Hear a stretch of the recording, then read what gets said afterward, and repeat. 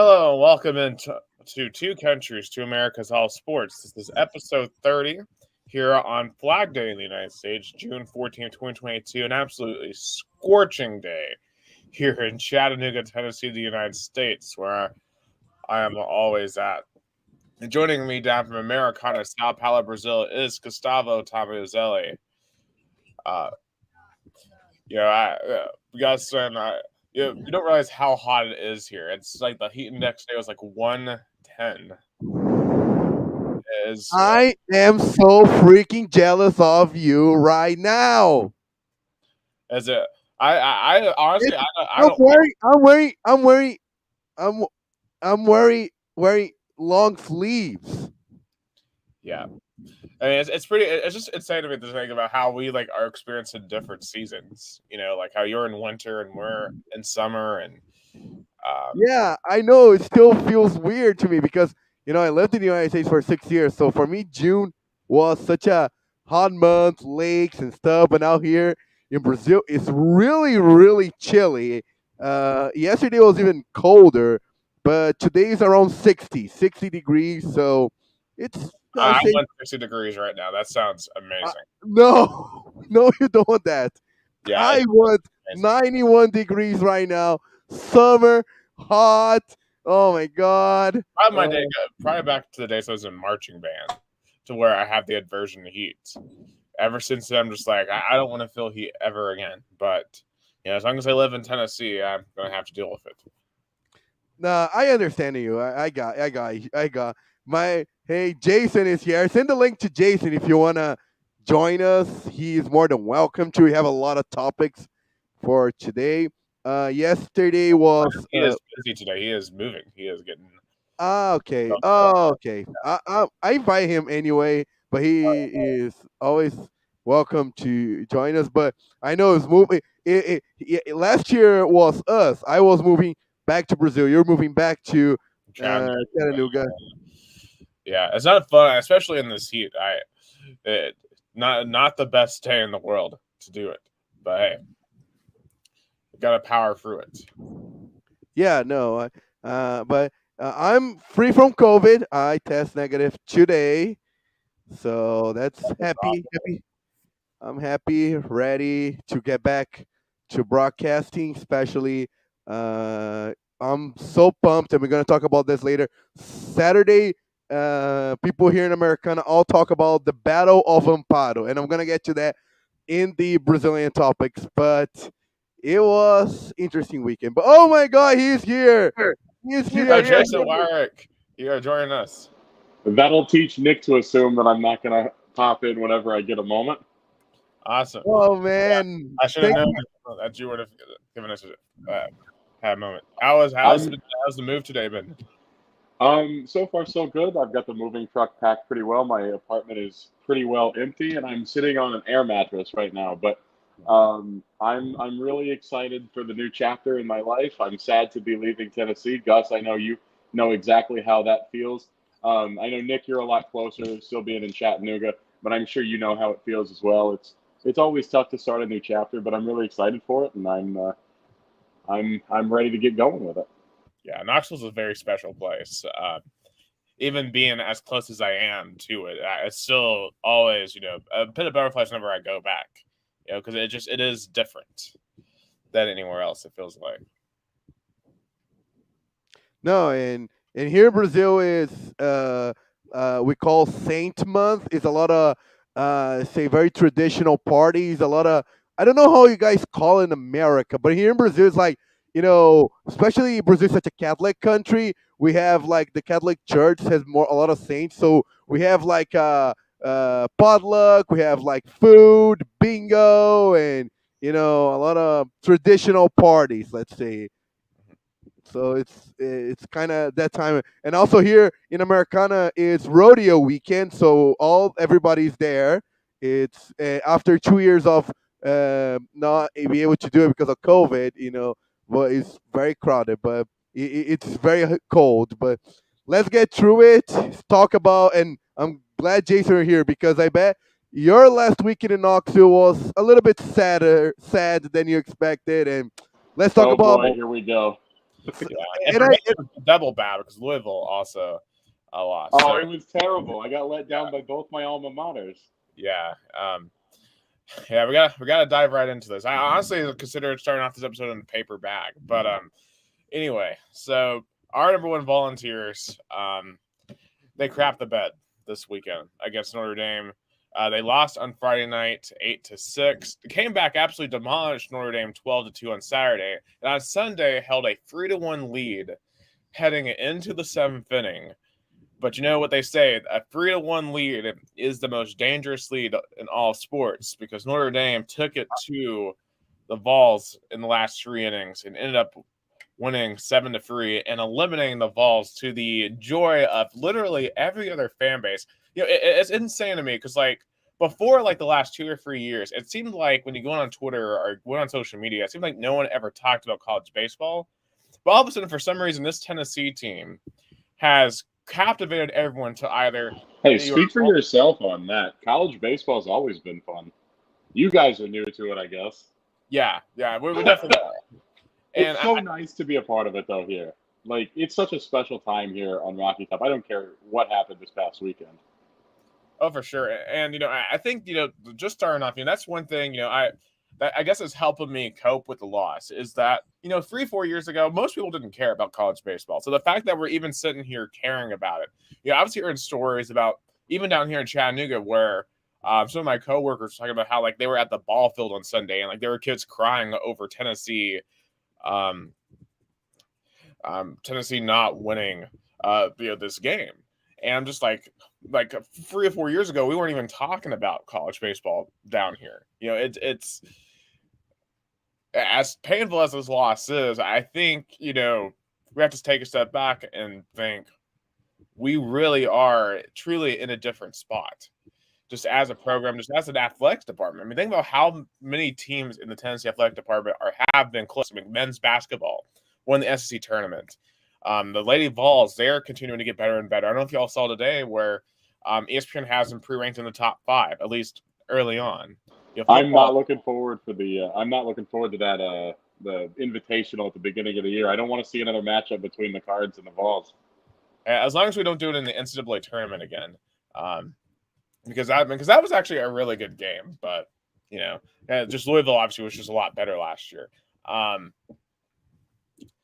I mean, it doesn't make it any less painful. And obviously, for me personally, being a Braves fan, that at least for the moment, that has softened it just a little bit for a while. But I mean, at the end of the day, I want to see the Vols, a Vols team win a national title more than anything else, more than the Titans win the Super Bowl or the Braves win another World Series or the Preds winning a Stanley Cup. And do you know it's ironic? And I'm gonna put the bracket right now. I don't know if it makes you happy or sad, Jason, but Tennessee and Louisville would have faced each other if both would advance because Texas A&M and Notre Dame are on bracket 1. Yeah, that was certainly in consideration, and I was a little nervous for that. But there's always going to be one outcome of that. Louisville, by Louisville standards, had a pretty down year this year, which I mean, considering they lost in the Super Regionals, that's still a tremendous accomplishment, especially for a down year. But I was expecting Tennessee to go farther, but there are reasons that Tennessee lost, and we'll get into those, I'm sure. But it made me a little nervous because I'm not a fan of Louisville playing against the Tennessee Vols in anything. I don't like it. I don't want to have to choose.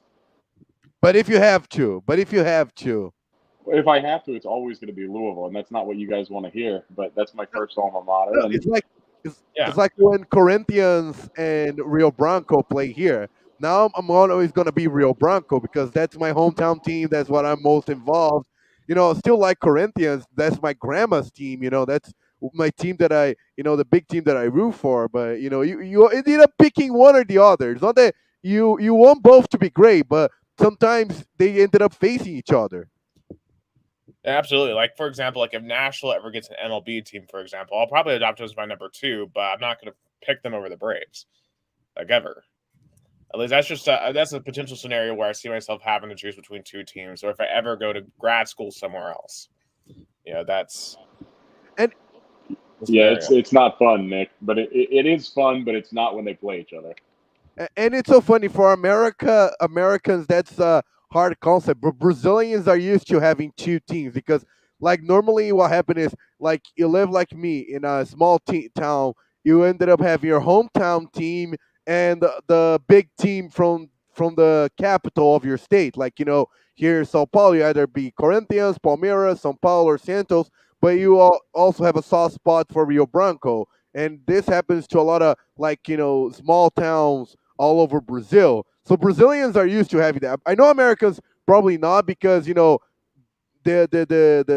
like the big the professional sports in America, they all concentrate in the major cities and they not allow like small, like for example in baseball, like Tennessee Smokies will never play the Atlanta Braves. So there's no like you can root for the Smokies and the Braves because they'll never play each other.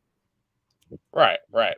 I guess for me, one scenario where this happens is with the Mocs, the Chattanooga Mocs, when they play the Vols in anything, and Oh usually the yeah. Vols are always usually a favorite if they play in football or in basketball, but still, I want to see the Mocs do well. I like when they go out and beat P5 teams in something, but I don't want it to be the Vols because that makes my life a living hell here in Chattanooga because you got to hear from all the Mocs fans who are not also Vols fans. I Yeah, feel like that it's a lot. Sorry, Gus. I yeah, feel like it's a lot the same as soccer fans here. Um, rooting for me, it's Indy 11 in the second division. In Nashville, it's Nashville in the first division, and then rooting for your team in the Premier League or La Liga or the Bundesliga. I feel like it's a lot the same as that. Not exact. It's not an exact comparison because obviously the small towns here don't exactly have teams, but that's kind of the way I relate it. Of course, the Mox and the Vols is certainly an apt comparison as well. but you brought a good point, Jason. I know in the 11 it's hard that they'll play Nashville, but it's possible. Nashville defeated Louisville in the U.S. Open Cup, and they came from the same division in the 11, so they might be a scenario that this would have happened. I know Yeah, soccer is. bless up for them beating Louisville. By the way, Louisville City, that's a no from me. The only Louisville thing that you're not rooting for. Well, what about the You Sluggers? You got the Sluggers? well the baseball situation in Louisville. You got the Louisville Bats, which is you all root for them if they're not playing against Indianapolis or the Baby White Sox, which is the Charlotte Knights. So AAA baseball is a lot different, though. You just kind of go out there to have fun or watch prospects. You're not really terribly invested in that. Oh yeah. It's kind of a fun adventure. Yeah, It's kind of a change of pace. I would agree with that, but I still feel so weird with that concept.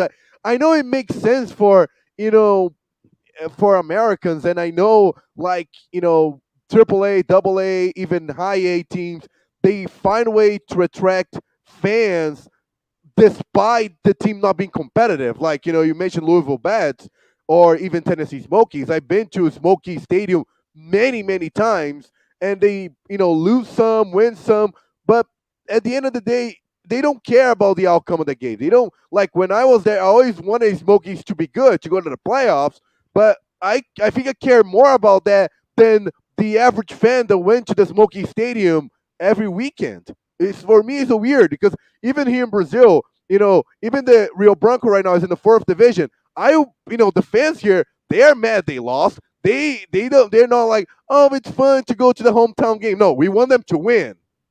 Yeah, it's really interesting too because I know, like for the Lookouts, for example, a couple of weeks ago we had the Mississippi Braves in town, and they had this really good prospect of Michael Harris Jr., who's now actually playing for the main Braves. He's now starting. He's playing really well. And when he was in town, people were going really more to watch him play than watch the hometown team, and they're Lookouts fans because they're first and foremost they're Braves fans. So you have weird situations like that too, where the people will be more invested when their favorite MLB's team's minor league affiliate comes to their home city versus their home city team, which you would never see that in Brazil. No, I mean, what is the example again? Sorry, Nick, it cut it out.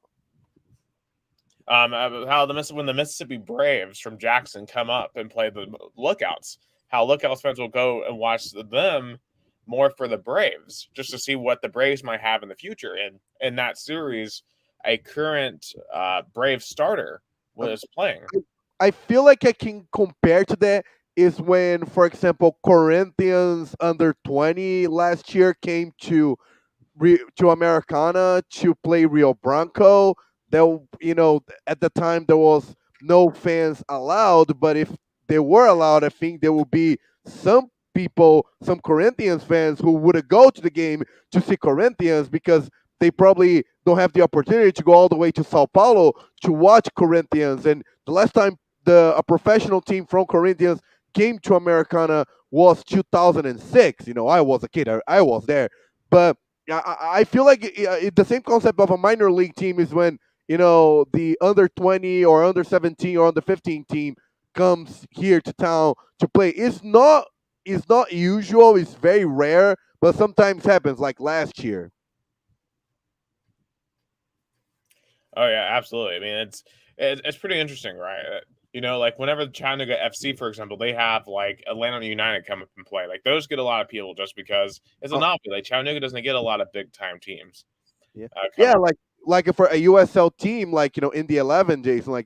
Imagine if they play in a US Open Cup with a major league team. I remember FC Cincinnati when they were USL. I think they went all the way to the semis or even the finals of the US Open Cup, and they drawn like big crowds.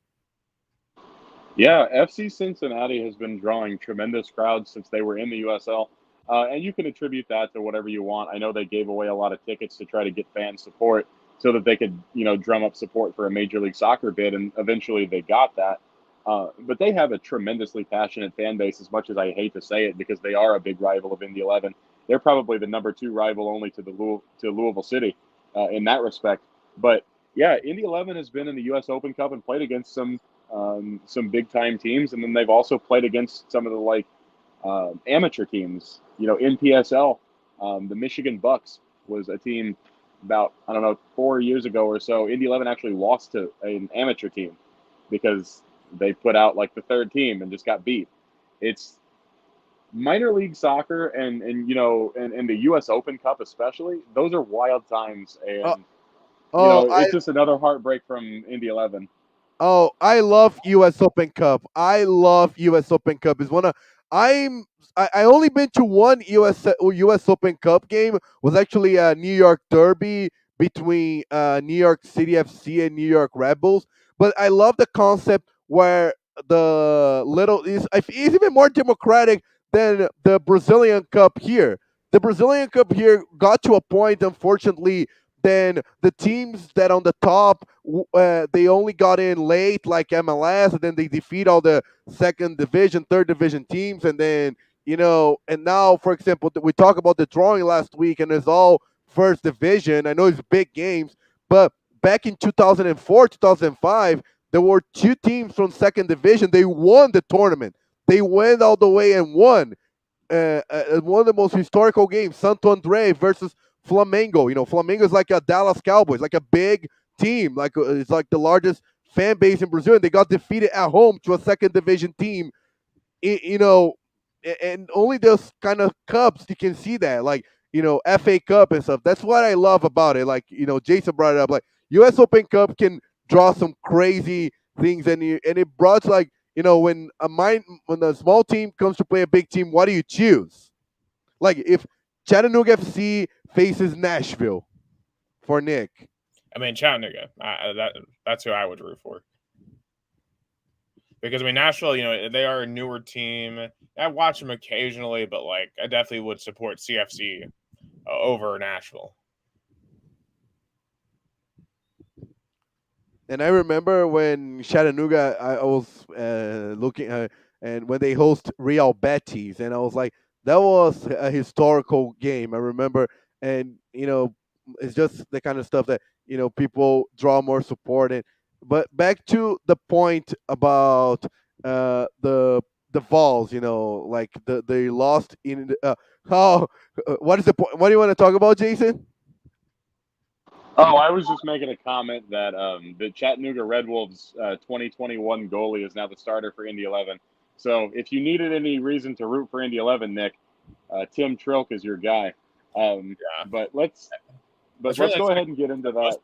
most people here like either choose TFC or Red Wolves. Like they don't root for both. Like it's a I pretty would love to see a game, like a real game, like in a tournament between those two teams. I want to see a Chattanooga Derby too. That'd be fun. Yeah, that'd be awesome. Because I know Chattanooga FC fans are passionate. Oh my God. I remember when Knoxville hosted Chattanooga FC in the MPSL. It was like a Wednesday afternoon. And there were like no Knoxville fans. I was so sad. I think I was the only one who was rooting. And the Chattanooga fans came strong. There were like 30 people who drove all the way from Chattanooga to Knoxville on a Wednesday at 6 p.m. And the result 5-1 Chattanooga. Like, the Chattanooga FC is lit. Oh, absolutely. Absolutely. I mean, and that derby would be a sellout at Findlay. I think they could get 20K in there. But back to the point of our beloved Tennessee baseball, and I want to ask to Jason that too, and I asked Nick that before the show. Is this the most upsetting, devastating loss in Tennessee athletics history? And I get to my point why it is. Because you got eliminated at home, which hurts the most. The expectations were high. This team won the SEC tournament and regular season. So I think those two reasons, that's why this is the most devastating loss. I don't know that it's the most devastating loss in the history of the school. I think there are plenty, over the course of time that could potentially take that. I think Peyton Manning not winning a Heisman and not winning a national championship is certainly going to be up there. I think this baseball team, I think that in recent memory, absolutely, because this has kind of been the rallying point for Vol Nation, because there's not been a whole lot of teams that are on that elite level in the Tennessee athletic department. There's been, pretty good basketball on both men's and women's. There's been pretty good softball. There's been pretty good football. But there's not been that true title contender until this baseball's team, with the exception of like men's tennis. I think they won a doubles national championship last year. But that's not a sport that the fans are going to flock to. And as far as like the primary 4 or 5 sports, this is the kind of been the rallying point for this fan base. And I think it's devastating, but I also think it's kind of a wake-up call. This fan base had tremendously high expectations, and for good reason. But I don't want it to be something where this fan base is expecting more than should be expected. Baseball is hard. Winning in baseball is really, really difficult. And the fact is, people were expecting us to go and just steamroll everybody, and that's just not how it works. And like I said, this team had flaws, and I'll get into those when we have that discussion. But there were a lot of reasons that this Tennessee baseball team didn't win this past weekend. And from an analytical perspective, I think it's not that surprising. I'm very disappointed, but there are reasons and explainable reasons that this team got beat. And I think that the expectations were just entirely too high, and people were being incredibly unrealistic about the expectations for how good this team should be. Because, like I said, baseball is hard. And I know this fan base is still relatively new to college baseball, but this is something that they're going to learn. Making it to Omaha is no easy task. Yeah, and that's the lesson I've had to learn. I mean, it's insane to me that the number 1 seed hasn't won in over 20 years in this tournament. Well, okay, you continue, Nick, but I want to come back to that because I have a reason why I believe that the number 1 seed hasn't won in so long, and it's a way I'm going to explain it. My thoughts, at least. I want to see what you guys think about it as well when you finish your point, but I have a reason why I think that's actually not entirely surprising to me, at least, because we'll get into it. Yeah, I'm very curious because obviously you know way more. Because honestly, I remember you taught me a lot about this baseball, especially last year when the Vols were getting on the scene. I'm just sitting here like, okay, who are the powerhouses? How does the structure? How does even this tournament work? I didn't really know how the tournament worked before last year. And that's why I'm going to say this is definitely not the most devastating loss in school history, because you have to think about relative. Right, what is the sport that people most care about? And it's football, ultimately. That's what brings in 100,000 people to campus. And that's why I think outside the most devastating loss in school history is to actually the 2001 SEC championship game against LSU. Because if you think about it, so kind of just send it back a little bit. So, that year, 2001, of course, you had the 9/11 attacks. So it pushed back Tennessee, Florida that year from the third week of the season in September to early December. It was number 4 Tennessee at number 2 Florida. Tennessee was a 26-point underdog, despite it being a top 5 game. Tennessee goes into the swamp and wins 34-32. They had over like 200 rushing yards in that game and were able to pull off that big upset. So it's one of the biggest wins in school history outside of the 98 season where they won the national title. So that win puts them in the SEC title game the next week against LSU. That was Nick Saban's first really, really good team in the SEC as a head coach of LSU. And they had the lead at halftime, but LSU stormed back and won that game. If Tennessee had won that game in 2001, they would have played Miami for the national title. And I'm not saying they would have won, but, I think that team had the talent to at least compete with Miami. Miami's one of the greatest teams of all time, at least that 2001 team. Probably you don't win, but at least you were there. At least you have another SEC title. At least you have an SEC title this millennium. But if you think about the trajectory of Tennessee football since that loss, the program has really never recovered from that. I mean, we've only been to 2 more SEC championship games since then. I mean, the rails came off after 2008. I would argue that loss in particular was brutal. Either that or the 2015 Florida loss. Because if that one result changes in 2015, the Vols go back to the SEC championship game for the first time since 2007. And, maybe Butch Jones's tenure goes differently. Because that one game, I think, absolutely doomed him and honestly set the stage for Tennessee's collapse in late 2016 and put us in the dark hole during the Jeremy Pruitt era that we're now just finally digging out of. Look at basketball. I look back at 2018 Loyola and 2019 Purdue. Those 2 losses in the tournament are especially brutal because those teams had the capability to make very deep runs in the NCAA tournament, especially the Loyola tournament. Because you got to remember, Tennessee in that bracket, they were in that same bracket where Virginia lost to UNBC, Kentucky lost to Kansas State. The regional final in that bracket was literally Loyola Chicago and Kansas State. Tennessee, I think if they play both of those teams 10 times, beat both of those teams like at least 8 to 9 times. Tennessee could have made their first Final Four appearance in that season, but they just had a bad day and ended up losing to Loyola. I'd say any of those losses are more painful than this one, just because of the magnitude of those sports comparatively. And we got to remember, college baseball, while yes, it obviously has ingratiated itself within the fan base, it's still growing. It has a lot of room to grow. I still find Tennessee fans that don't really care about it, even with as much as it has grown in popularity.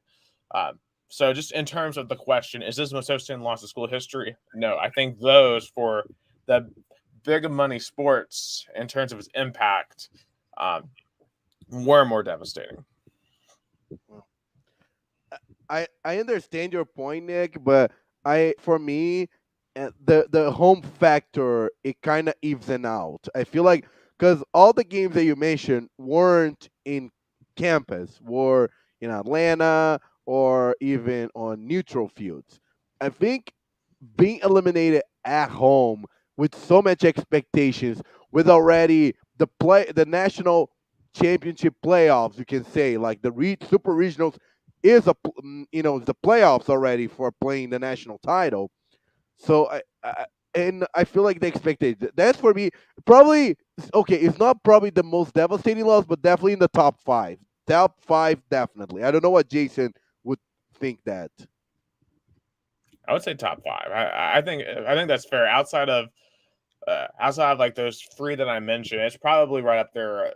Besides that, because I can't really think of a Lady Vols loss that compares in basketball, and definitely in men's basketball. Oh yeah, also men's basketball. I'll throw up 2010 against Michigan State as well in the Elite Eight. Literally 2 points away, 2 free throws away from the Final Four. That one still haunts me because it's been a long since because the Vols have not gotten back that close to the Final Four in basketball, which is kind of similar to this loss for baseball since they were 3 innings away from getting back from Omaha. Yeah, I think that's fair in terms of the you know, uh, this loss of Tennessee basketball because they never been there. They literally went to Omaha last season, so I guess you can say that if they didn't went to Omaha last season, this could be even more devastating. But I don't know. I don't know what Jason thinks. I just, again, I have a really hard time, justifying this being the most devastating for a lot of the same points that Nick had. Football is the primary sport here. Football's losses are going to be more devastating just inherently. But again, college baseball is hard to win at. Baseball in general is hard to win at. And I think this is a perfect opportunity for me to go ahead and just kind of transition into what I was saying earlier about why this team lost. First and foremost, I think it's important to understand that, winning in college baseball is really, really difficult. And so, because of that, you have to play your best, you have to limit your own mistakes, and then you have to punish the other team's mistakes. The first reason that this Vols team did not make it, to Omaha this year is because we made too many mistakes and we didn't punish Notre Dame when they made theirs. We did a couple of times, but they consistently, every single time we made a mistake, they punished us. That's the first and foremost reason that they beat us this series. But the second reason, in my view, of why we lost this series was this team has weaknesses. People are talking about how, you know, this team is just unstoppable and whatever. And yeah, this team is loaded, but there's a reason that the number one seed hasn't won since like 1999. And again, it's because the most talented team doesn't always win. It's the team that plays the best baseball and punishes the other team for not playing their best baseball. It very rarely is the most talented team. You think the Braves were the most talented team in Major League Baseball last season, Nick? No. Not at all. Not at all. Not by a long shot. When you got the Dodgers and the Yankees and all these other, teams with just massive payrolls, but again, it's the team that limits their mistakes and punishes the others. And now Tennessee had a few weaknesses and they got exposed in a couple of different series this year, specifically against Kentucky. When I went up to Lexington and I saw the first game, I watched us get exposed and I started to worry. This team is not as invincible as people think it is. And it takes a concerted effort to exploit those weaknesses because of the talent level. But when you get to the super regional round, which is the top 16 teams in the country, you are playing against a bunch of teams that will exploit your weaknesses because if you don't, they will. And so you guys can still hear me when I do this, right? Because I just took my Yeah, video off. yeah. Cool. We can hear you, and it is a Perfect. good point. Like Tennessee was a little bit. They had their flaws. I feel like they. If you, if you wanna, Jason, if you wanna cut out your camera, that's fine. I feel like it's even better. But Yeah, I've got my list of different flaws that cost us, in front of me. That's why I turned the camera off. Like I said, I'm on my phone right now, in an empty apartment. But this team was super aggressive early in counts. That won us a ton of games and it got us a lot of runs. And yeah, it gets you a lot of base hits, but when you're facing a team that is pitching very well and their staff can pepper the zone, especially away, the team was prone to hitting itself into trouble with lazy flyouts. And that's a lot of what you saw, especially in games 1 and 3, because the starters in those games, and for Notre Dame, and I don't remember their names off the top of my head, but those guys did a very good job of painting the corners, peppering the zone, especially away, against everybody. And along the same lines, this team was too reliant on the home run. The team struggled to manufacture runs in any other way. Over aggression is not conducive to stringing together hits. And so, for that reason, that kind of compounds the first issue. And then the third one, I think, is the attitude of the team. Some opponents were scared of it and some fed on it. Notre Dame fed on it. They were very disciplined and they were ready. Um, 4 was trusting your starting pitchers to a fault. This manifested itself in game 3, especially with leaving in Chase Burns in the 7th inning. The third time through the order is really tough, just in general in baseball, because the batting order will start to time you up. You've had a couple of chances already, you know what you're going to get. And the third time through is really difficult, but knowing that these guys can and usually do work themselves out of trouble ended up being a detriment because in the postseason, there is zero margin for error. In the postseason, you want to have a quicker hook than not. And that's why, especially in the major league playoffs, you'll see guys will go in there and they'll throw 4 innings and then they'll go to the bullpen. And then the first instant of trouble, the first sign of trouble, they get pulled for somebody else. And that's why you have no room for error. And then the most pressing issue, in my opinion, it's because of overaggression as well, but leaving runners stranded on base. It happened all year, but we put up so many runs in just about every series that nobody ever really noticed. Of course, it's not a problem until it becomes a problem. And then Notre Dame punished our mistakes. That's really what it came down to. And the throwing error from third base, from Trey Lipscomb not being able to, or Luke Lipsius not being able to pick it at first, that led directly to 3 runs because that's a free out. They punished us. And it's little things like that add up. Between leaving runners stranded and not minimizing your mistakes on defense, that is not a recipe for success. And I guarantee you, whoever wins the national championship in baseball this year, whoever goes and wins this College World Series in Omaha, they are going to be a team that you don't see making those errors. And if they do, there's only 1 or 2 of them in the entire College World Series, both rounds. They are not going to make those mistakes, because if you make those mistakes in the baseball postseason, you will lose, period, end of story. And that's what happened to this baseball team, unfortunately. And I think it's a learning opportunity. I think this team's going to get better because of it. And I think the fan base is going to learn that, winning at baseball is hard. Sorry for the long-winded rant there, but that's what happened. That's my observation for why this team lost this year. Yeah, I mean, there's really nothing there I can disagree with. Because, I think back to last year's College World Series when they got to Omaha. And, obviously, being in Lindsey Nelson Stadium, being in Knoxville, higher elevation, that helps the ball get out of the park. And, it really helps feed into that over-aggression. But remember when they go to Omaha, right? They lower elevation, bigger park. They weren't really able to hit the ball out of the park, at TD Ameritrade Park up there. And I think that really hurt them against Virginia and Texas in the College World Series. And I've been thinking about, even if they had gotten to Omaha, okay, can they find a way to adjust their play style once you get there to have success there? And it turns out they needed to do that earlier. Because you think about it, I guess it's the second straight year where our aggressive play style has ultimately hurt us at the end of the season in terms of not being able to play small ball. Because I think of the Braves last year in the World Series, there's some memorable home runs, like Jorge Soler's home run in Game 6 where he just smashed it out of the park. But there was a lot of times too where they had to play small ball, where they had to get, they had to work their way around, great pitchers like Kershaw and Buehler, and the small ball really, helped them get through some of those really tough situations, and this team they weren't able to do it. I mean, we're trying to remember how many people they left on base there in Game 3. The Vols left in Game 3 because they had to have left a lot. A 6. Because I remember thinking, like, in the 5th or 6th inning, I was thinking, okay, I really feel very uncomfortable being only up by 2. I really wish we were. Yeah, the 5th inning. We really need to up like 5-1 or 6-1 by that point. And I'm just thinking, man, we're leaving so many chances, and that came back. The 5th inning in Game 3, I remember tweeting it that this was the pivotal at bat of the game.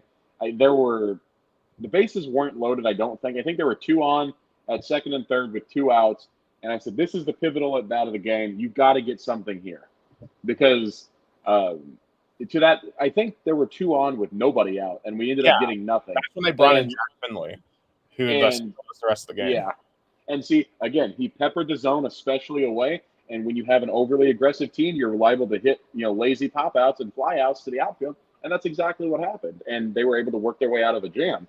But when you have a situation like that, and you can't bunt a runner over, you can't. If you got somebody on with, nobody out, if you can't bunt them over, say they can't steal second. Maybe it's somebody slow. That's fine. Bunt them over and then get a base hit. Work the count. Find a pitch to hit and then put it where the defenders are not. And if it's somebody speedy, you can steal second, then bunt them to third, and then just try to hit the ball to the outfield and get a sac fly. Anything helps. Mm. But when you leave runners stranded, you will not win baseball games. And like I said, it's not a problem until it becomes a problem. This team put up so many runs in a lot of games this year because they just outclassed opponents talent-wise which is very easy to do in college baseball. But once you get to the Well, postseason, that talent disparity is not there. I think from what I get from what I think your analysis, and I remember even asking Tony Vitello this last year. I feel like they were able to score in like big plays, but they couldn't make the simple plays that in the postseason that what counts. Exactly. That's exactly right. And again, it goes back to what Nick was talking about with small ball and what I was talking about with being able to manufacture a run when the home run ball is not working for you.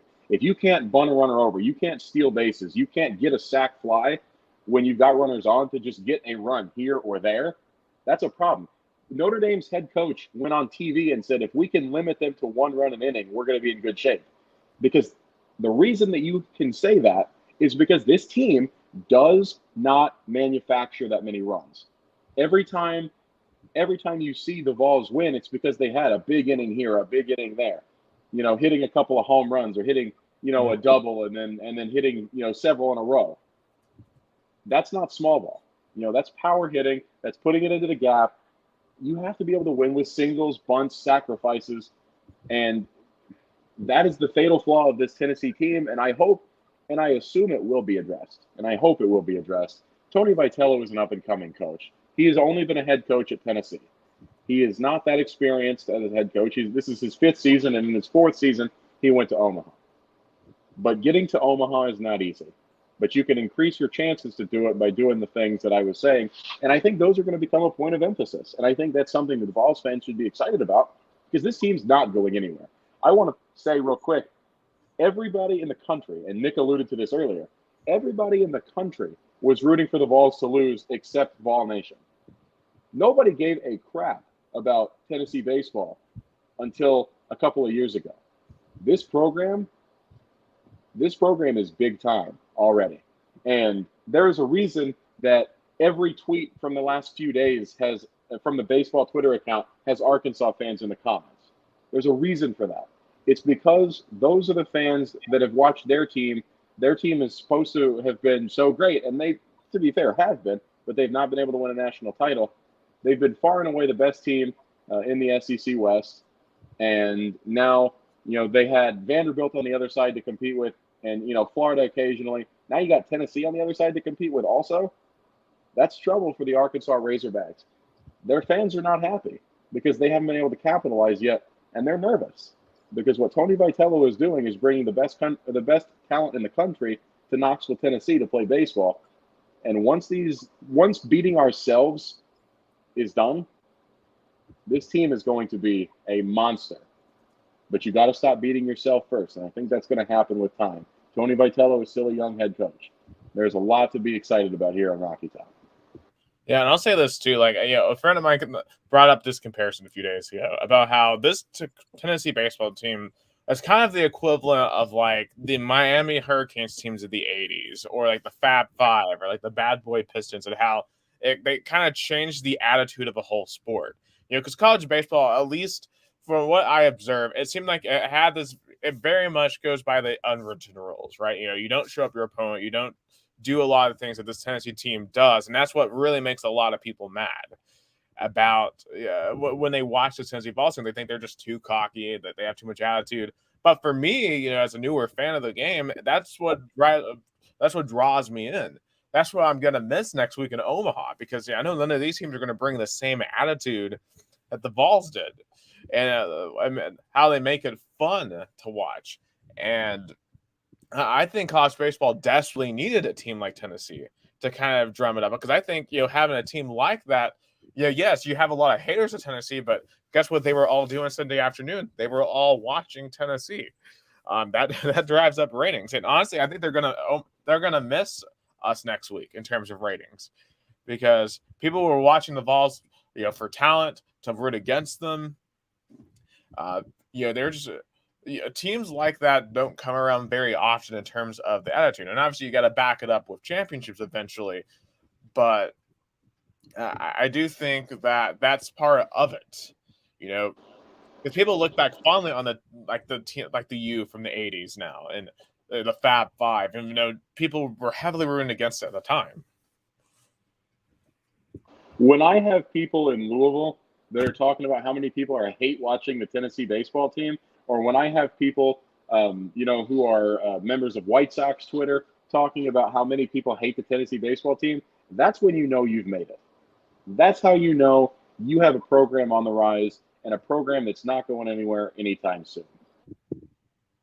Yeah. And there's one more point I did want to make, though, about just the team in general and their play. Defense. I did think the defense was severely lacking in the postseason, not just pitching, but some of the defensive errors. Like I remember against Georgia Tech, I know Trey Lipscomb had a couple of errors in that game. And really on Game 3 Sunday, when I noticed, I felt like one of them was able to get a lot of steals. They were able to get a ton of steals, and by a certain point, I'm just like, guys, can we please throw somebody out? Can we please catch one of these guys trying to steal? And like that's how they got their first round, because they did what they right. They got to second base, they were able to steal third base, and then they got a sac fly to get them home.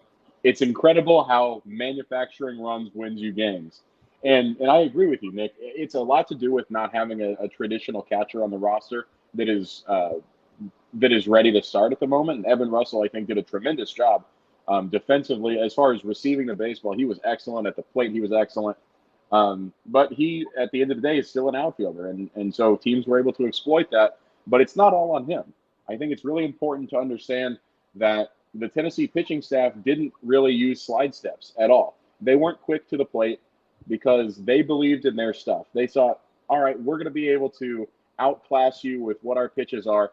Whether you steal or not, it's not going to matter because we're getting the guy at the plate out. And unfortunately, that approach is going to get you beat if you miss once, and you have a team that will punish you for it. And Notre Dame was one of those teams. Yeah, it's. I think it's an approach that they may have to take a look at. And also too, how much do you think Frank Anderson not being there in Game 3 hurt? I think it played a minor factor, but it's not going to be something where Frank Anderson is going to talk Tony Vitello into not keeping Chase Burns in that game. The staff in as a whole has shown a lot of faith in their starters to get out of those types of jams because the starters had done it all year. And I think more than anything, that is an experience thing where Tony Vitello made that mistake once, and I doubt he makes it again, moving forward. I don't think Frank Anderson's going to talk him out of doing that. I think that Tony Vitello trusts Frank Anderson a lot, but Frank Anderson and Tony Vitello also trust their pitchers. And Chase Burns was still throwing 95, 96, 97 miles an hour. He still had plenty left in the tank. My concern was coming, through the third time of the order, and that is where Frank Anderson may have been like, hey, coach, they're coming through the third time. They look like they're starting to spot him up a little bit, but Tony Vitello still has to be able to recognize that as a coach. He was a hitting coach at the University of Arkansas, and he was probably the best hitting coach in the country and one of the best recruiters in the country, and that's how he ended up with our job. He understands how hitting works. He understands that the third time through, you're going to start to see a starter. He knows those things. I don't think Frank Anderson being suspended was that big of a factor. I truly don't. Yeah, shout out to Maria D'Amato. Hi, it's Alison here. Go Vols. Yeah, my friend Allison D'Amato from Americana, huge Rio Bronco fan, and I'm gonna talk about Rio Bronco later because I definitely want to get to that. Rio Bronco fans are mad. We can't wait for the Battle of Amparo. If you guys knew how here in Americana everybody is waiting for this game, you guys.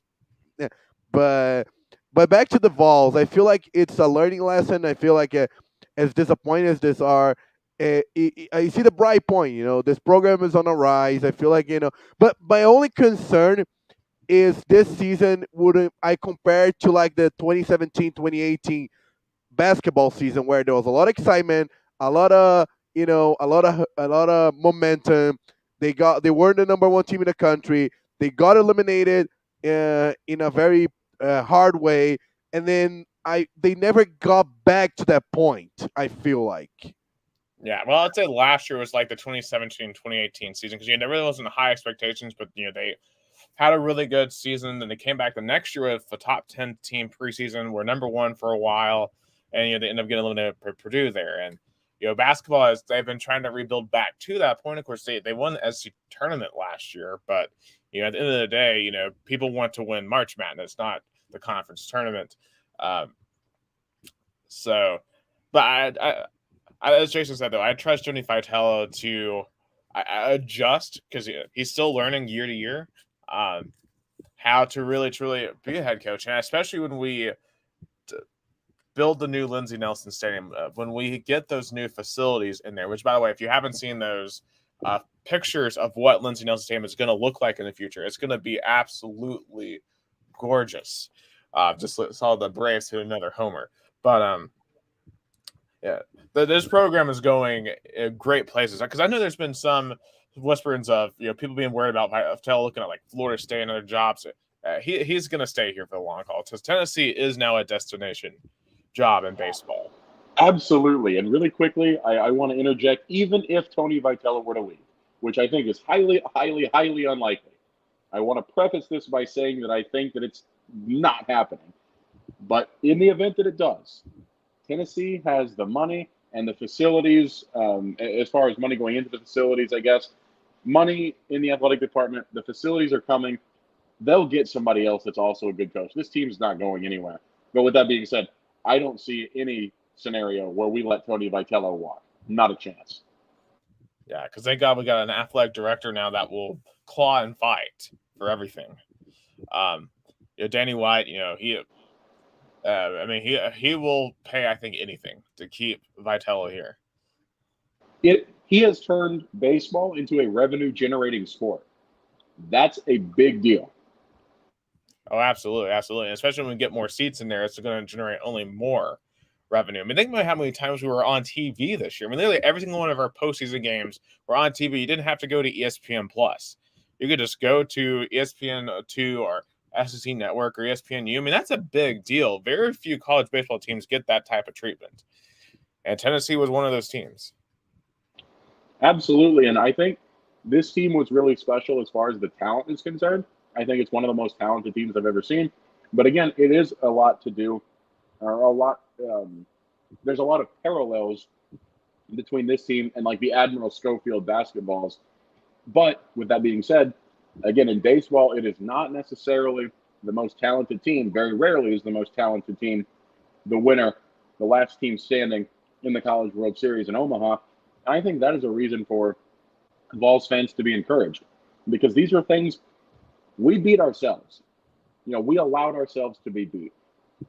And once you clean those up and you become a nuisance team that is, hard to take advantage of, that's when you start seeing those tournament runs get deeper and deeper and deeper. Yeah, so while we're happy to hear, I do kind of want to ask you about just the World Series next week. Looking at those pods, because I was thinking about like what I think is going to happen. Because you look at it, you have 4 out of the 8 teams are SEC teams. Really, technically 6 out of the 8 teams are going to be SEC teams, right? Because Oklahoma and Texas are there. It's basically going to be Hoover 2.0. Honestly, I didn't watch a ton of college baseball outside of the Vols. My guess, based off what I've seen, is I think Texas A&M and Auburn. Or no, I'll take that back. Texas and Arkansas for the finals, and I'm feeling Arkansas. I think they'll complete their redemption, which I feel like that would be the most cruel because it just feels like it's the most cruel outcome for Vols fans.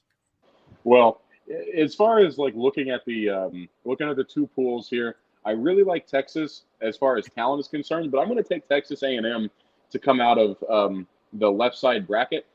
Schlossnagle is their new coach. He came from TCU. TCU has been a powerhouse in baseball for a long time because Jim Schlossnagle has just been a tremendously talented head coach.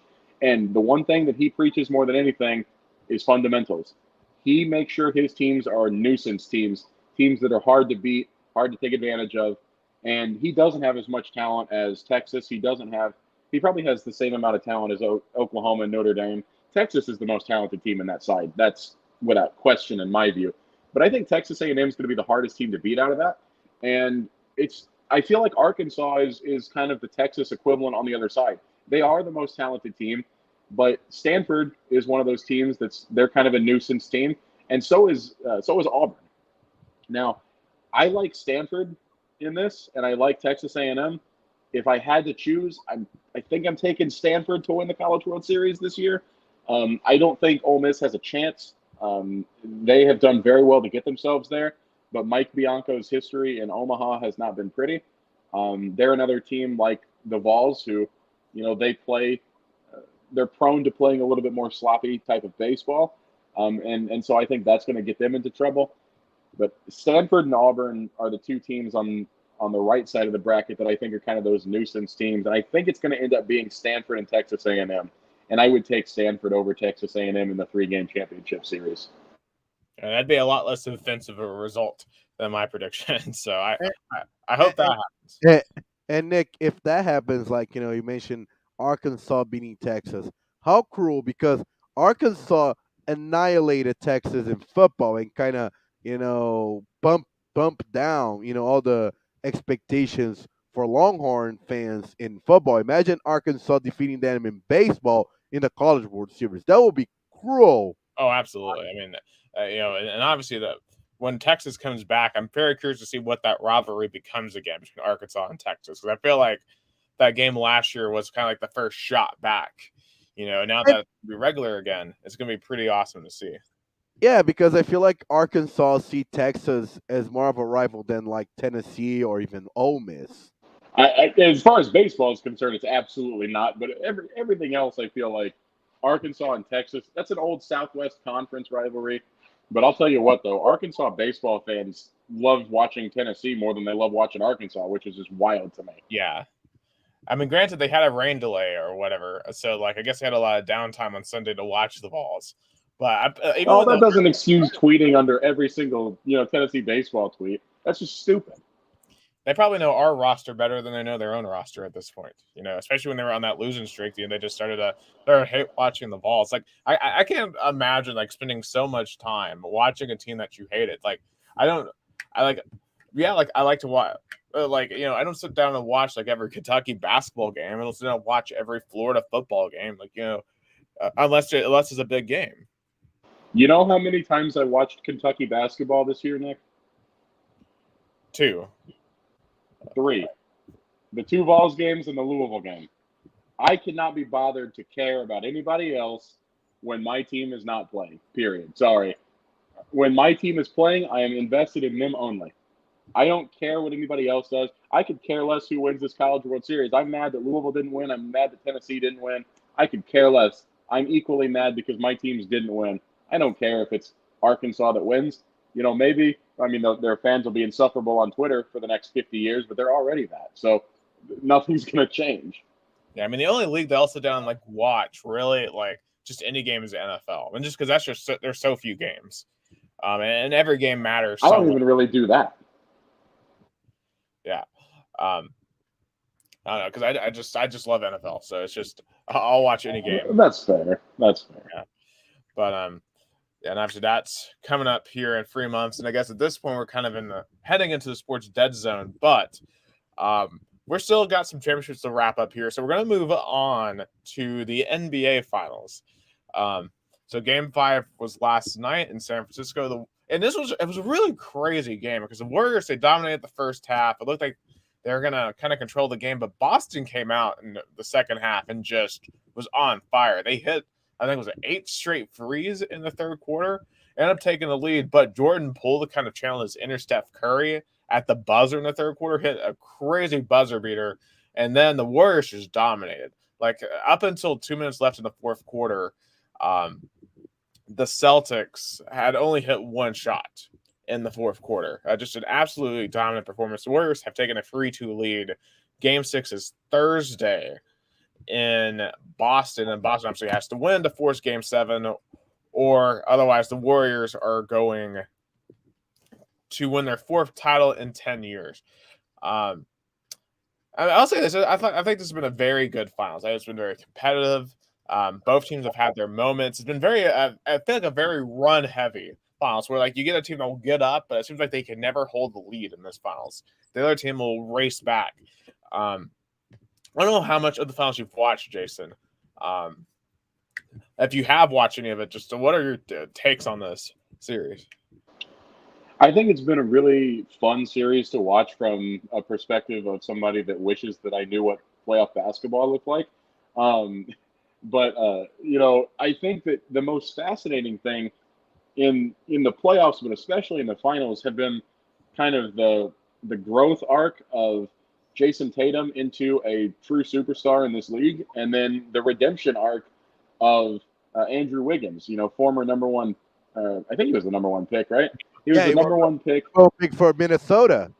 Yeah, he was the number one pick of Minnesota. And then if Karl Anthony Towns wasn't friends with D'Angelo Russell, he's probably still in Minnesota, but he's in a winning culture now. And this guy is finally starting to untap That, his potential that everybody knew he had when he got taken number one overall. And it's been so exciting to see. that's why where you land matters so much in sports. Andrew Wiggins was seen as a bust, but all it took here it was for him to be embraced by a franchise that like is a masterclass of developing players. Like the Golden State Warriors at this point, we can say on this 21st century is a masterclass of developing players. The only player that had to get it was Kevin Durant, and now they show they're winning without him. They won before Kevin Durant, and they're winning after Kevin Durant. He came there because he was mad that they beat him when he was on Oklahoma City, and which is fine. He came and made them better. But they're good with him. They're good without him. And I think that this is the best drafted team in basketball in this millennium. Truly, Oh yeah, I easily. Oh yeah, and even and for and even those that go ahead, Tess. I'm sorry.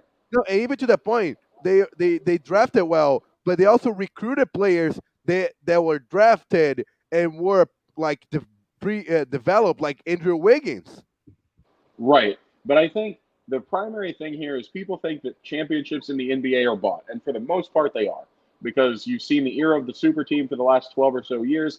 After the 2010 CBA, you saw the LeBron Heat. And that really became the era of, just free agency, building super teams, just throwing talent together and hoping that it works. Well, the Golden State Warriors went out and drafted Steph Curry. They went out and drafted Klay Thompson. They went out and drafted Draymond Green. They drafted all of these different guys, and they went out and, to Gus's point, went out and found that undervalued talent in Andrew Wiggins, and they were able to tap into that potential.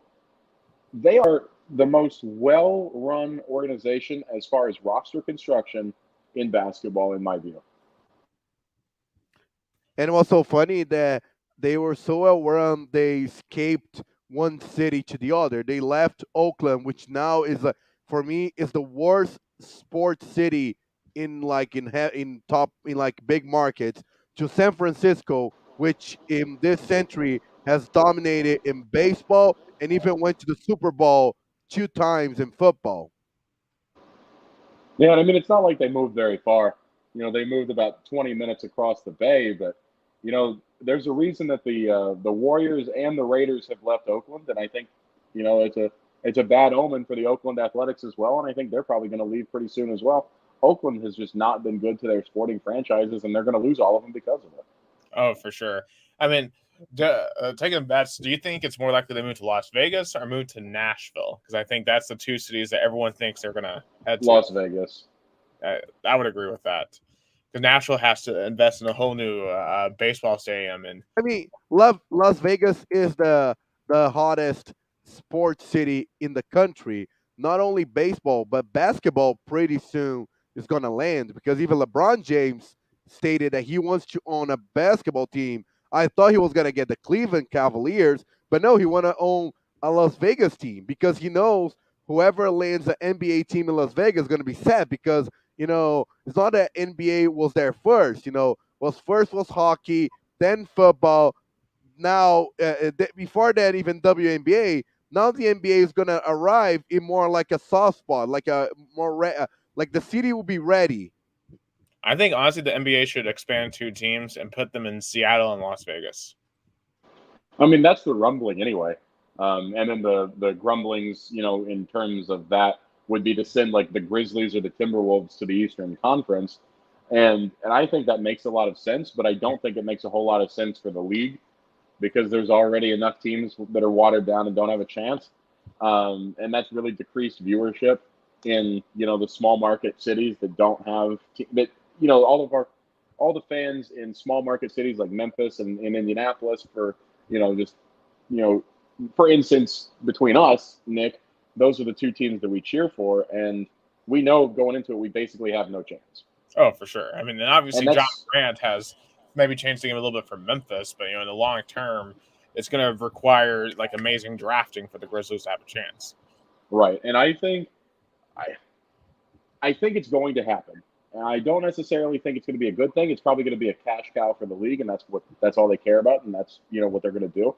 But I do think that Seattle, Las Vegas will be the two that they go to. I think that's probably going to happen. If I had to guess, by 2030, I think you'll have two more NBA teams, and it is what it is. As far as the Oakland A's, though, I think the Oakland A's will probably go to Las Vegas, but there's a part of me that thinks they may go to Montreal also. And Montreal has been flirting with the Tampa Bay Rays for a while.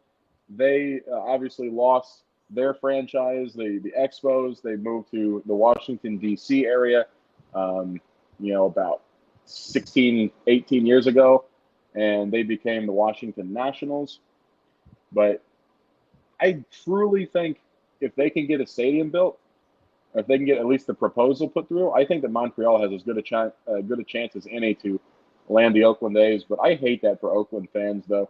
They have not only been put through a lot because their owner is just notoriously cheap, but their city is notoriously cheap, and their fandom is just mired in mediocrity with the occasional sprinkling in of success. And the movie Moneyball, kind of shows you what that's like, losing all of your talent basically every year. And I feel bad for Oakland A's fans, truly. But I do believe that they're going to end up, either in Las Vegas or in Quebec somewhere. Yeah, my college roommate is an Oakland A's fan, and those guys are passionate. They really love their A's, and it's sad because they're not going to get the investment. Like not even compared to the Braves or White Sox, in our teams, because our teams will at least invest some. Yeah. I don't know that I'd say the White Sox invest that much. Jerry Reinsdorf is one of the most notoriously cheap owners in all of sports. But, I mean, you learned that in The Last Dance. And, and since we were talking about baseball, what about Tony La Russa this season, Jason? Can you explain that?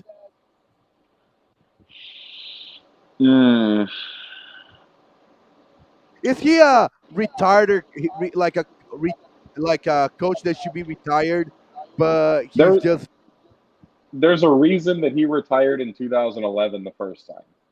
The game had passed him by, and he retired. He went to the Hall of Fame, and he should have ridden off into the sunset, but his ego is too big. And when Jerry Reinsdorf came calling, let me put this into perspective for anybody that is unfamiliar with it.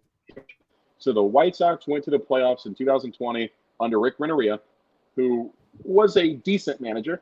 He had his problems, but I would kill to have him back now. He was a decent manager, and he got the Sox to the playoffs. They were fundamentally sound, and they were a nuisance team.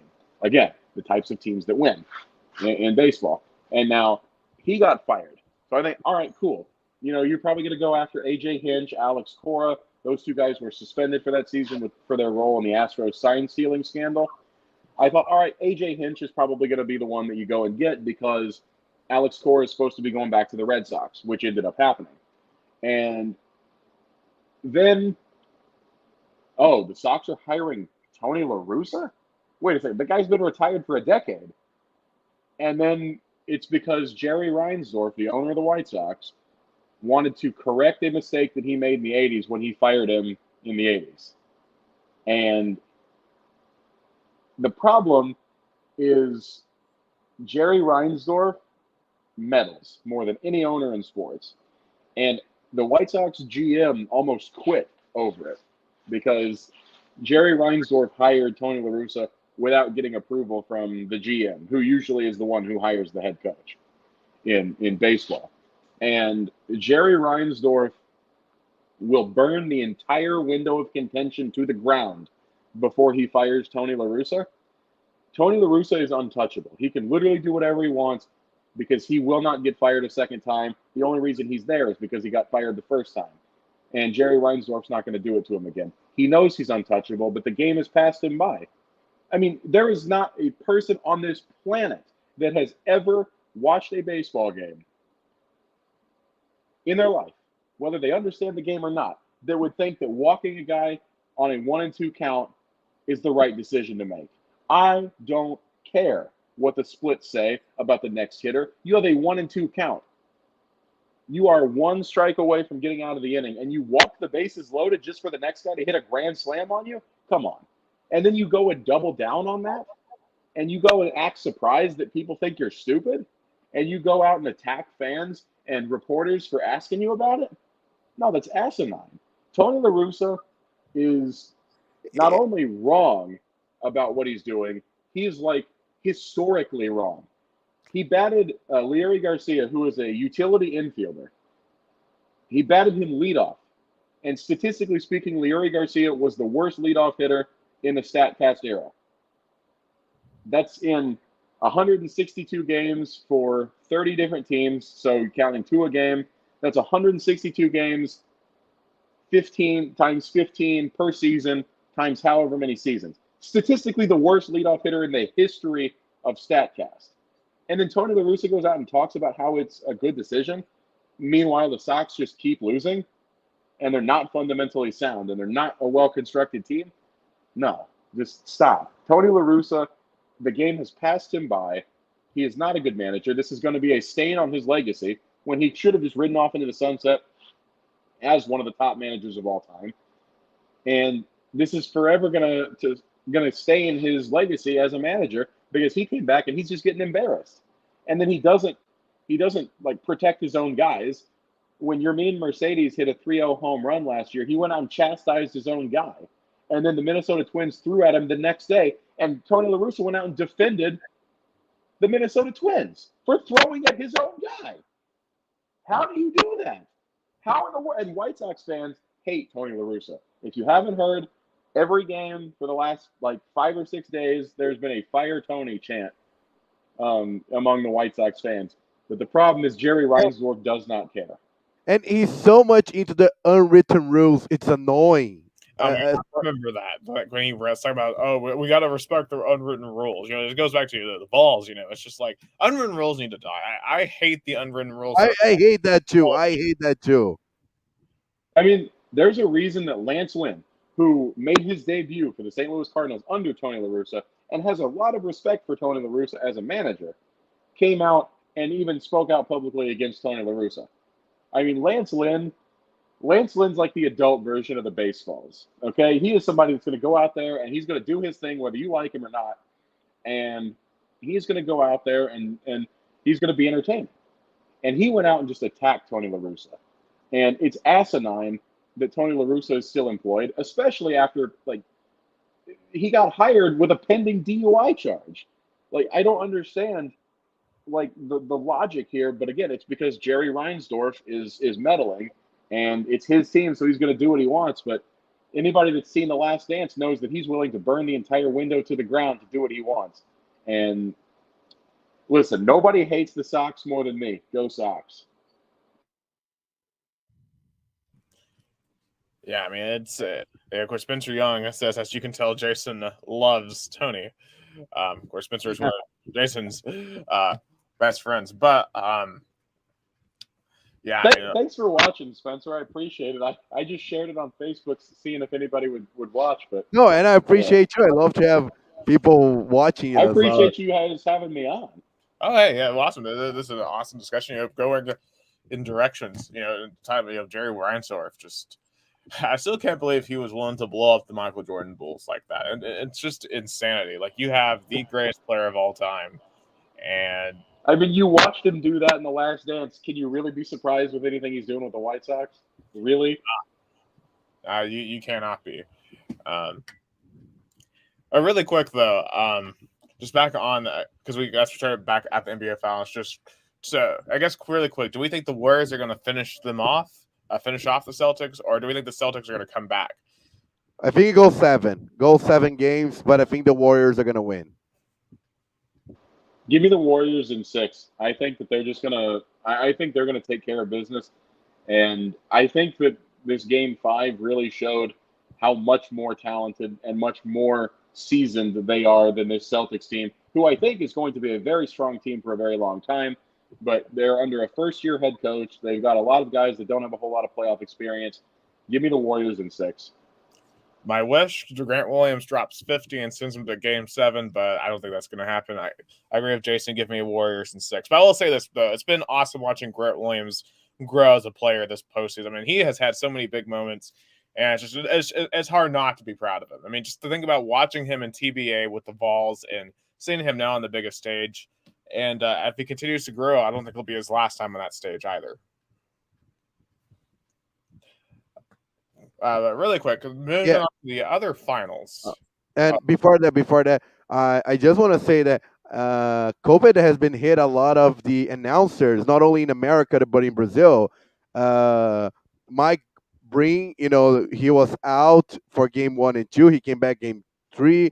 Warriors broadcast Tim Roy was benched for the NBA Finals of Game 5 with COVID. But the worst of all, which I feel really bad, was the NBA Brazilian, the Brazilian ESPN NBA announcer Romulo Mendonça. He went all the way to US to broadcast the games, and then he got test positive for COVID. He was broadcast Game 5 on his hotel room in Boston while the game was happening in San Francisco. That was so cruel. Like, imagine you travel miles away, like a 12-hour plane, to broadcast the NBA Finals, and then you have to do it on a hotel room. That's really, really sad. Yeah, and plus you could just tell a difference too on Mike Breen when he came back. Just how much better. Like Mike Breen is such an underappreciated commentator. Like he's so good. Like every time there's a free, bang! It's just he is awesome. Like I mean, Mark Jackson's not a bad commentator, but Breen is so much better. Romulo Mendonça, I wish you could say he's so crazy. He's so like I want to compare him to like one of those like local radio announcers. Like he shouts and like LeBron is majestic and crazy. Like he's so, I don't even know how to describe him. I mean, the craziest is Gus Johnson. I mean, Gus Johnson is like the nuttiest. I miss him calling March Madness games because those were just classics. My favorite Gus Johnson moment I wasn't even at home for, which is wild. But do you guys remember in the Big Ten Championship where the Nebraska wide receiver just beheaded a guy on a block? Oh yeah, that was so. Amazing. That was one of my favorite things. I was at the game. It was at Lucas Oil Stadium in Indianapolis in like 2012, and I came back and I watched that play, and then Gus Johnson just lost his mind at how bad that call was because it was a perfectly clean hit. And it was a lead block and a play that was right there. It's not like he blindsided somebody that was out of the play. And I love Gus Johnson, man. He gets annoying sometimes, but my goodness, he brings all the energy. I think outside of that moment, I think my favorite game that he ever did, Xavier, Kansas State, Sweet 16 from like 2010. That was like a double overtime game. He went nuts. But Spencer brings up a great point. Imagine Charles Barkley and Shaq doing the finals together. And I've brought this point up before. I wish TNT got to do the finals every other year because could you imagine inside the NBA at the NBA finals? That would be just amazing television. I want you guys' analysis of Romulo Mendonça, like the way that he broadcasts. I just gonna put the way like the sound, but I think you guys get like you guys. Com toda linda, vai pro arremesso e cai! Papai Lebrão! Cleveland! Memorável, histórico! I can tell that was 2016. No, that was the All-Star. I think last year. Let me see if I can find like an actual game. Yeah, but I can tell he's very very entertaining. But definitely, I wish the NBA had like the NHL still. Where like that was him broadcasting the Luka shot versus Clippers. Oh yeah, in the bubble. Fundo claro ele, Luka Doncic, faz a finta, busca espaço, vai pro arremesso e cai! E cai! Que é isso, Rômulo? Memorável! Surreal! That was just the best moment in the bubble. And I guess you guys now, I think you guys got a little bit of sense of him. In the NFL, he was even funnier. Now he's not as good as he was. I think he got a lot of like corporate ties. He got a little excess of a lot of moments. But oh my god, in the NFL, he was so funny. Yeah, but the point still stands. I really wish TNT got to do the NBA Finals. Like they are going to get to do the Stanley Cup next year with like Wayne Gretzky and that crew. But I do wish that like ABC had to share the finals because that would be a lot more fun. But speaking of the Stanley Cup, I want to transition to that because Game 1 of the Stanley Cup Finals is tomorrow between the Colorado Avalanche, who have been dominant in this postseason. They've only lost 2 games. They swept my Predators. They swept the Oilers in the Western Conference Finals. Lost 2 games to the Blues. Going up against the Tampa Bay Lightning, who are on an 11 playoff series winning streak. They're going for a three-peat. Can the Avalanche knock off the Lightning? No one has been able to, but I think if anyone's going to do it, it's going to be this Avs team because this Avs team led by Nathan McKinnon in the front. They're just loaded. They are super, super good. I like the Avalanche to actually pull this off, and I think as far as talent is concerned, it's a wash. I think both teams are very, very talented. I think that it's going to be as usual, just a litany of talent sprinkled throughout on every line. But Stan Kroenke has been winning everything recently. Somehow, some way, this man has been winning trophy after trophy. He did it with the Rams, and I think he's going to do it again with the Colorado Avalanche. Yeah, I'm going to agree. And the X factor here is Darcy Kuemper. Darcy Kuemper, he was really the only bright spot in Arizona for a while with the Coyotes, but really he is now surrounded with what he needs in Colorado. But obviously you got to get for the experience of the Lightning, and the Lightning with all the lines that they have, it's going to be really difficult. But I think this thing is going to go 7. I think this is going to be a classic series, and this is just a big one. I think for the NHL in general. You're in your first year of your contract with ESPN TNT. It's the first year you're going to have it on ABC instead of NBC. I think you need this series to be really good, really compelling, really entertaining to help build your fan base moving forward. Because I like where they are at with the new TV deals, with the fact that you can watch basically any game on ESPN Plus, and and really good too that the way they've scheduled both the NBA and NHL. The NHL really won't overlap with the NBA anymore like they used to.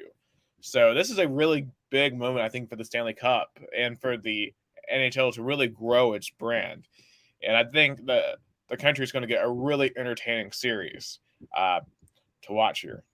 But I bet the ESPN execs were very sad when the New York Rangers were eliminated. Because imagine the ratings with the Rangers in it. Oh yeah. I bet in terms of ratings, I feel like the ESPN execs I don't think it's gonna be as big as if like a Canadian team, the Edmonton. If it was Edmonton Rangers, the ratings would be higher. Well, I mean, a Canadian team is not going to be as big in America. So, from an American standpoint, you want 2 American teams. Honestly, the most ideal matchup would be the Blackhawks versus the Bruins or the Rangers, because those are original 6 teams in America. Right, and then shout out to the 2013 Stanley Cup champion Chicago Blackhawks defeating those Boston Bruins. Well, that was one of the most wild moments of my life as far as watching sports was concerned. Was Game 6 of that series. 2 goals in 17 seconds to win the Stanley Cup. That was pretty sweet. Yeah, but I tend to 17 runner-up Nashville Predators who did not win the Stanley Cup, but they got close at least. I do want to agree with you guys though. As far as ratings are concerned, you always want the original 6 teams, and then beyond that, you want the American teams. Hockey fans like the original 6. I think the best matchup though would be like the Chicago Blackhawks, which are a tremendously large market, and an original 6 team against like the Toronto Maple Leafs, which is another tremendously large market, and it's in Canada, and it's an original six team. But they're I'm starting to think that the Maple Leafs are actually cursed. They got Austin Matthews. He's supposed to be the savior, and he's one of the best players in the league. And then they've lost in the first round 5 straight years. I don't understand how that's possible.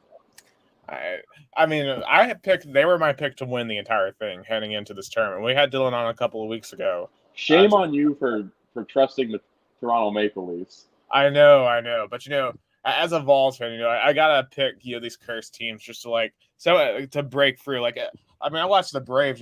That seemed like they were cursed year after year after year, but then they won the Stanley Cup, the World Series last year. I'm like, you know what? Maybe I feel like it's just a wave. It's a time for curses to be broken. That did not happen. So, who did Dylan take when he was on the show? I'm very curious to hear who. I would have to look back. Okay. Yeah, I'm trying to remember because my finalist was the Maple Leafs and the Flames. So mine was the Rangers and the Edmonton. You were very close. You were a lot closer than I was. Yeah, I'm not even going to act like I was going to make a pick. I had no idea. Yeah, all I knew was the Preds were going to get knocked out pretty early. I was just hoping we were going to win a game against the Avalanche, but that did not happen. We got close in game 2, but we're no match. I mean, honestly, at this point, I think we're better off. We should really consider blowing it up and going into a rebuild at this point. But anyway, so series picks.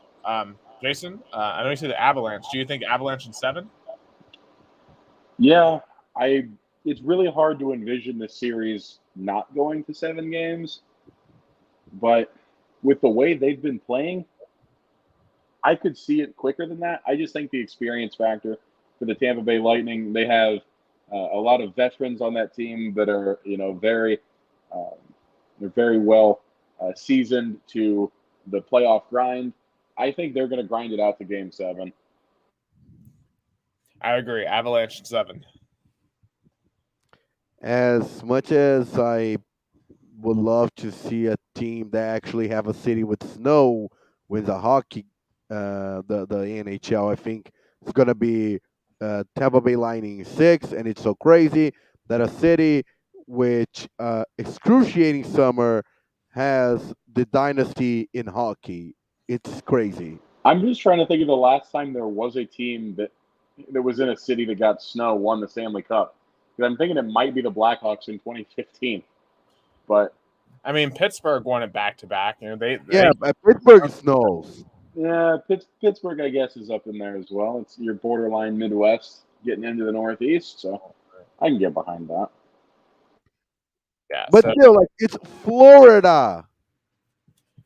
Florida should not have one hockey team, let alone 2, and you cannot change my mind. Bring back the Quebec Nordics. I'm about to say, I don't think St. Louis or Washington counts. Those are kind of verge. I mean, they're technically, Washington's East Coast, but they get some snow. I mean, St. Louis gets some snow too, but that's really more of a Midwestern city. Obviously, Chicago 15. Yeah, definitely LA is not that. Yeah, I mean, Detroit 2002. The Avalanche won it back in 2001, so they're heading for trying to get their first one in 22 years. And speaking of that 2001 Avalanche team, I want to give a shout out to Sean Moth, the voice of the Louisville Cardinals. He was their PA announcer before he moved to Louisville to do radio for the baseball team and PA for the basketball and football teams. He was the PA man for the Denver Nuggets and the Colorado Avalanche. So shout out to Sean. He's got an Avs Stanley Cup ring. That is awesome. I mean, just to have a ring in any of those sports is pretty phenomenal. All right, some very quick American topics before we head over to Brazil. Shout out to Daniel Suarez, the first ever Mexican born driver to win a NASCAR Cup Series race in his 195th start in Sonoma on Sunday. Pretty awesome feat. I think this one was coming. That team was running pretty well all year, and everything went right for him finally. So congratulations to him. Historic moment. Only the 5th different country represented outside of the U.S. that's won a Cup Series race. So I think it was Australia, Italy, Colombia, and I can't remember what the other one is, and Mexico. So very What a much, time for Mexican drivers, also. yeah, Because you've got Daniel Suarez winning in NASCAR. You got Pato O'Ward winning in IndyCar. Checo Perez just won Monaco in Formula One. What a time! absolutely. Mexico is absolutely dominating the racing circuit, and I think that's not going to be the last one for Suarez either. I think he'll win some more races because, yeah, as always, I feel like in NASCAR especially, once you get that first one, it's easier to get more. You just have to get that first one. But yeah, Pato O'Ward, I think he'll get himself a 500 eventually. And Perez, he's going to win himself a ton of races too. That's right. I think Canada is the other one. That's right. Sorry, I'm trying to type and do everything at the same time. This would be so much easier on the computer. I have no internet, so I got to get on my phone and do it. But yeah, I think it's Canada. I think Jacques Villeneuve was the Canadian winner. Obviously, you got Juan Montoya, who is from Colombia. I'm trying to think who the Italian is. Andretti. It's an Andretti. Oh, okay. It would have been Mario then. And then Australia is Marcos Ambrose. He won 2 at Watkins Glen. Yeah. Back in the early 2000s. Then man. There really haven't been a whole lot of international flavor in there hasn't been a whole lot of international flavor in NASCAR, but no, not nearly like you get in IndyCar. So, because Suarez, I think, has potential to be one of the most successful foreign drivers ever in NASCAR. Oh, definitely. I think he's borderline already the most successful one. Juan Montoya would be probably the most at this point. So yeah, and he was as good at everything. I mean, probably one of the most talented drivers in just period. Because you're if you're able to be good at multiple different disciplines, like I think of like a Tony Stewart, for example. Of course, you got Kyle Larson right now. What he's been able to do on dirt, in addition to Cup, it's pretty special. Yeah, Juan Montoya's won an F1, IndyCar, sports cars. I think he's placed on the podium at the 24 Hours of Le Mans. He's won the 24 Hours of Daytona. You know, obviously he was dominant in NASCAR at the road courses and did pretty well for himself. But I think into a jet dryer. I feel like in Formula One, I was expecting a little bit more of him. I feel like he was not as dominant, and I thought he was a promising driver in Formula One, but he never got to that point that he was like a top dog. And I mean, I feel like I imagine what like Mexicans feel like, because that was like Brazil back in the 2000s, because then Brazil had Helio Castroneves winning Indy 500.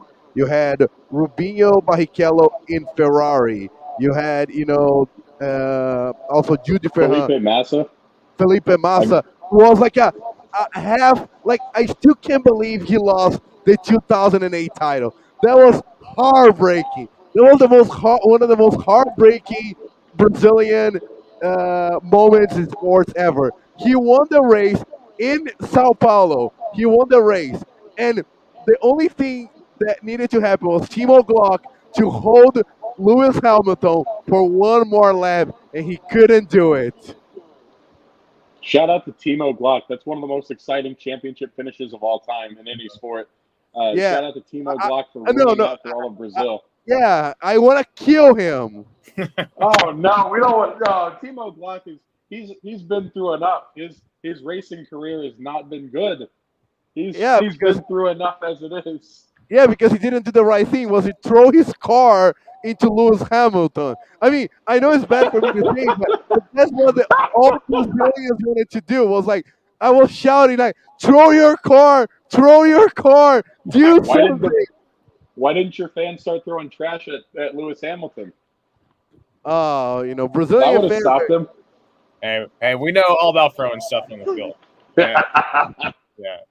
I mean, I thought about that, but at the end of the day, as joke as it is, it was like one of the most competitive, and it defined both of them. I feel like after that, Felipe Massa kind of went down, and Lewis Hamilton, I know, is one of the biggest and The Formula One driver racers of all time, but right. it's The history. radio call, the radio like between he and his engineer when he won the race and then found out that Timo Glock didn't finish second after he was behind him in second literally all day.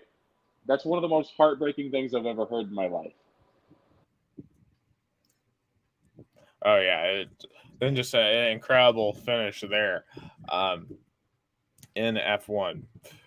All right, final American topic I want to bring up, and to kind of start transitioning over into Brazil, but it concerns MLS. Today they announced a new streaming deal with Apple TV.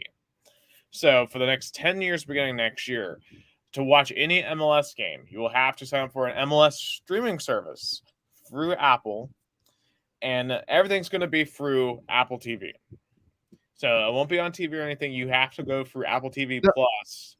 From from what I see, I feel like there will still be games on ESPN or Fox, but those games will be simultaneously broadcast into this new streaming service as well. That's what I understood. Yeah, but it's definitely the most expansive streaming service of any major sporting league. And I'm bringing this up because I'm curious. Is this the future? Because I think of like NASCAR, for example. Their streaming deal ends in 2025. I think you're going to see that. You already see NHL with ESPN Plus. I think the NFL is probably far from this because they are a cultural monolith right now. But I could see NBA looking into this. I could see MLB looking into something like this. I I feel like I don't know because probably if that happens in basketball and baseball, it would have killed the original markets because I guess this MLS new deal is just getting rid of the regional broadcasting deals. I guess from what I could see. Yeah, I just wonder though if they're going to absorb those teams because you're going to have to bring in a lot of people to call all these games. Yeah, I think the MLS is just the problem with MLS is there's too many teams and there's not enough um, there's too many teams to have something like this, but there's not enough people to handle it individually. And I think the MLS they outgrew their they outgrew what they should have, and it's because Don Garber, excuse me, wanted to push expansion, and they're trying to get to 40 teams. And while 40 teams is great in principle to make money, which is obviously their main primary concern, it's not good for broadcasting deals. And I think that this is going to be the future. To Nick's point, but it's going to be certainly interesting, and I think this is going to be the kind of the measuring stick for the other sporting leagues to see what they can do with stuff like this. I mean, I would only agree with the more expansion MLS only if they finally create a second division because there's no such thing entertaining at the end of a regular season, and Jason know that in the Premier League, than the battle for survival and not be relegated. That's the most entertaining thing ever in like a league, like a soccer league. Like, I feel like MLS should definitely reconsider this into relegation promotion because this is so entertaining. Like, you, Yeah, but the problem is you have to convince American investors that is better for their sport, that would make more sense because they're going to be all selfish and like, I don't want to lose access to the top league. I don't want to get relegated to a second tier league. And they already bought their way in too, so that's never going to happen, unfortunately. Yeah.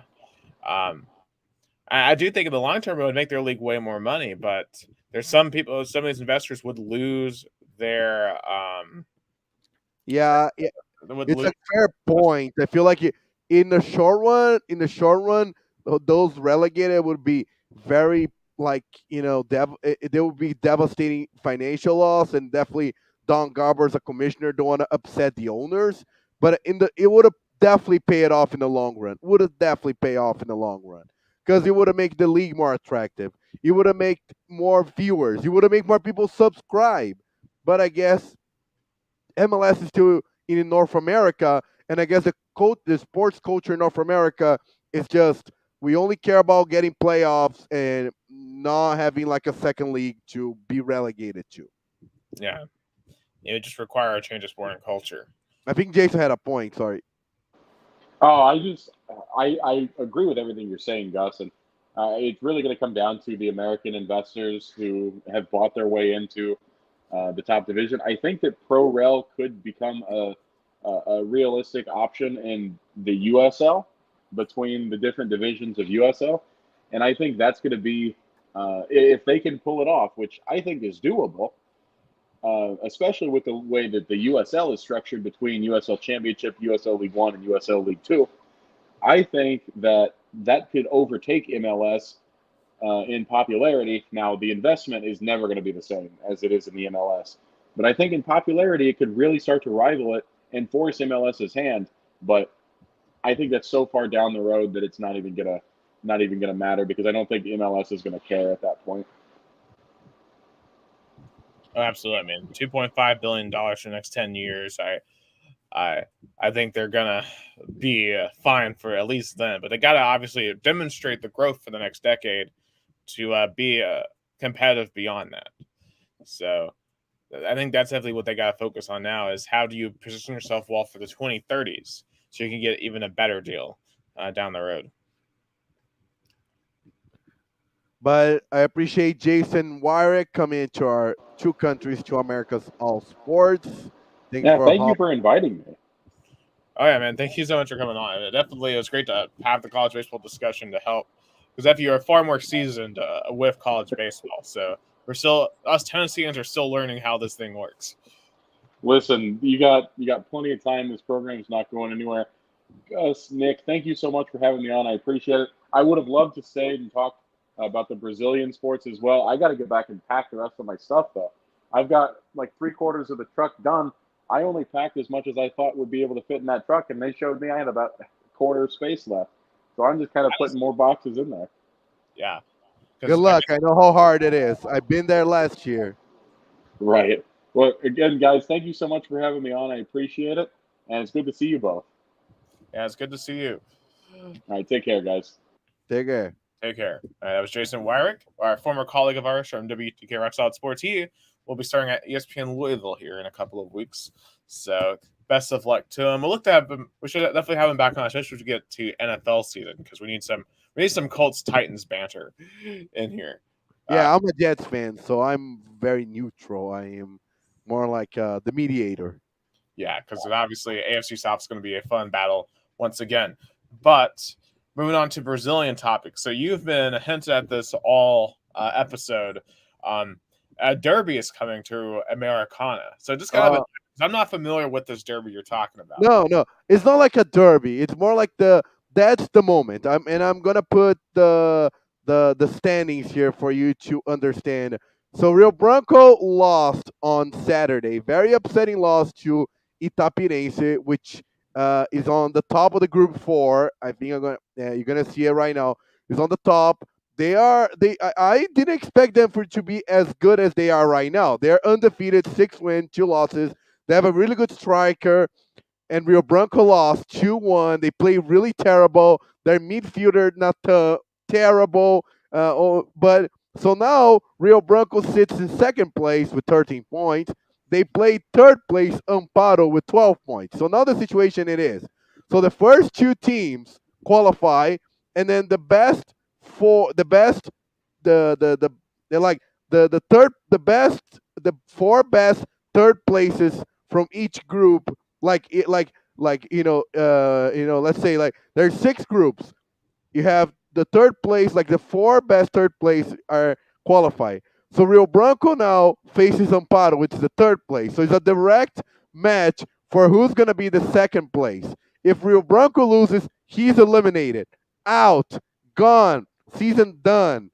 If they tie, I feel like they can still qualify as like a third or fourth best third place in group, but they I don't know because they replaced their coach Betão Ferreira, Betão Alcântara, because he managed really terribly. He made poor choices.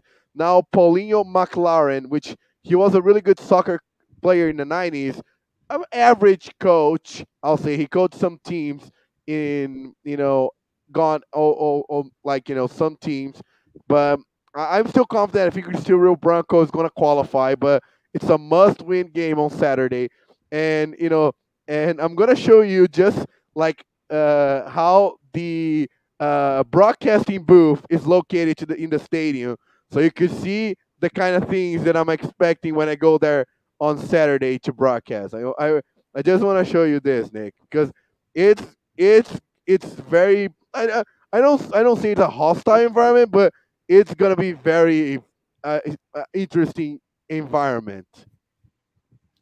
Wow, that's a pretty tiny stadium. Yeah, it's a very tiny stadium. Let's see the capacity, but it's a very tiny stadium. Yeah, so you're gonna be right on top of the action, and Yeah, I, and in the fans as well. yeah, and obviously for the stakes are on the line. I mean, it's gonna be an intense 90 minutes of action. Oh yeah, and it's the kind. Oh, the 4,675 fans fit in that stadium, and I'm gonna be on top of them, and Nelson. I'm probably gonna be the only play-by-play announcer of Rio Bronco there. So probably when Rio Bronco scores, people are gonna be looking at me not very happily Oh, because it's gonna be one of those things like the away fans are gonna notice you. They're gonna be like, "What the hell? You're like calling in." that's always the most fun when you're on the road and like you score and everyone else is upset, but you get to go nuts. Oh yeah, I love that. I love that. I love that. Like my colleagues broadcast. They're like, "Gus, tone down a little." It's like, but that's the most fun of me when I am on the road. When my team scores, they're winning. That's the kind of fun sports brings to you. Oh, absolutely. Like I remember like the Vols winning at Auburn, my sophomore year. Like that was so much fun going into another stadium and winning because that didn't happen that often. Yeah. Oh yeah. But it is what it is. I feel like it's do or die game for Rio Bronco. I'm wearing my Rio Bronco hoodie. I'm very nervous for the game. I don't even remember the last time I was nervous for a game like that one because you know it's like if Rio Bronco is eliminated, now I have to wait all the way into like April of 2023. So it's I don't want to see my hometown team just eliminated like that. But I have my hopes up. I'll send you the link, by the way, if you want to watch the game. Uh, Definitely it, do. it would be a crazy game. Hopefully, Real Bronco can pull this one off, and Americana fans can be happy. Um, just quick, interesting fun fact of this also train tournament. Atlético Mogi is on a 55 non-winning game streak. They have not won a game since 2017, Nick. Wow, holy cow! So there's no relegation from this. No, they're in the bottom. They're in the bottom division. This Wow. year, they have 7 losses and 1 tie. They score 4 goals, and they like they score on them. They got scored 39 times. Oh my goodness. So there's a goal differential of minus 30. Yeah, I see that minus 35. Minus 35, My gosh. and they are on the track to beat the record of Ibis in the 80s of the consecutive non-winning streak, which was 55 back between 1980 and 1984 of Ibis, a team from Northeast. But I think they're gonna get to 56, so So they're gonna be the highest streak of a team not winning a game. so I'd say they're probably the worst team in the entire country. Yeah, they are the worst team in Brazil. They are the worst team in Brazil. I'm really tempted one day to cover them, to talk to the coach and the players and the president, to ask like, why you keep playing? Why you keep participating? Like why? I mean, it kind of reminds me, I don't know if you've watched all of Last Chance U, but there's an episode, I believe in like season 2 or season 3, and they're still in Mississippi, where they play the school called Coahoma. and they're at the show takes place at East Mississippi, which is a powerhouse in junior college football. But they play Coahoma one episode, and Coahoma is the exact opposite. They don't have any resources. They've sucked for multiple years, but those players had such a tight bond. They were like a family. They played for each other. While versus East Mississippi, while they were super talented, all the people hated each other. They could not get together. And yeah, East Mississippi won that game, but Coahoma was much happier afterwards because, hey, we're just here to have fun. We're here to play a sport that we love. And maybe for them, that's kind of the same deal, even though they're not very good. Sometimes it's just about the beauty Yeah, of the sport. yeah, it's about the dream because for those players, and I was looking at, because first of all of them are under 23 years old. So there's a lot of, most of them are also junior college age, like 19, 20, 21 years old, and they still have the dream to be a soccer player. So they're fighting for a chance to be seen, to be looked at, even maybe one player to be like, play a good game, even though they lost nine. They lost like this season, like 7-0, 9-0. But those players are dreaming of getting a chance to play for a better team. That's, I guess, keep that team going. Or it's like some of these tiny high school teams across the state that have like 20 players in their team. They have maybe one game in like 10 years. But like those kids are still going to go out every Friday night and say it was the best time of their lives, playing with their brothers on the field. So, it's, and I do think, it just goes back to sometimes, we focus so much on who wins and who loses and the financial impact of sports. But we forget sometimes just how beautiful just simply having the bonds that sports creates. And Yeah. that's more important at the end of the day because no one is going to give a damn about who won a game in 50 years from now. It's about what the memories were. Yeah, that's what appreciate so much when I'm experienced with Rio Branco, because I know Rio Branco probably is on the worst moment of their history. I know, like, Rio Branco had like memorable moments in the 90s and 2000s. But for me, but for what matters right now, it's like the bonds that I'm creating with my colleagues and the bond I'm creating with the players and the coaches, because like I'm the only journalist who covers the practice of Rio Branco. I'm the only journalist who are there. So the players know my name. The players, the the the goalkeeper shared on his social media my play by play, and he was saying that his family cried when they heard my broadcasting. So That's amazing. that's like there's no money that can pay you that to have that bond. Yeah. And, I mean, it's incredible what you do provide because if you weren't there to do it, I mean, who else would?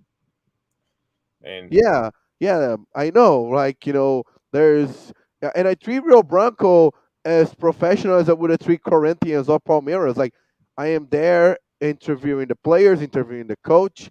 Like I treat, for example, when I cover the practice at the Vols. You know, but for me, it's so weird because the Vols were like, 10 journalists and more controlled and, all the attention. Rio Branco, I basically can stay all the time in the practice. I can literally stay on the field, you know. So it's a different environment, but I treat the same. For me, I feel as the same as I was when I was covering the Tennessee football practices.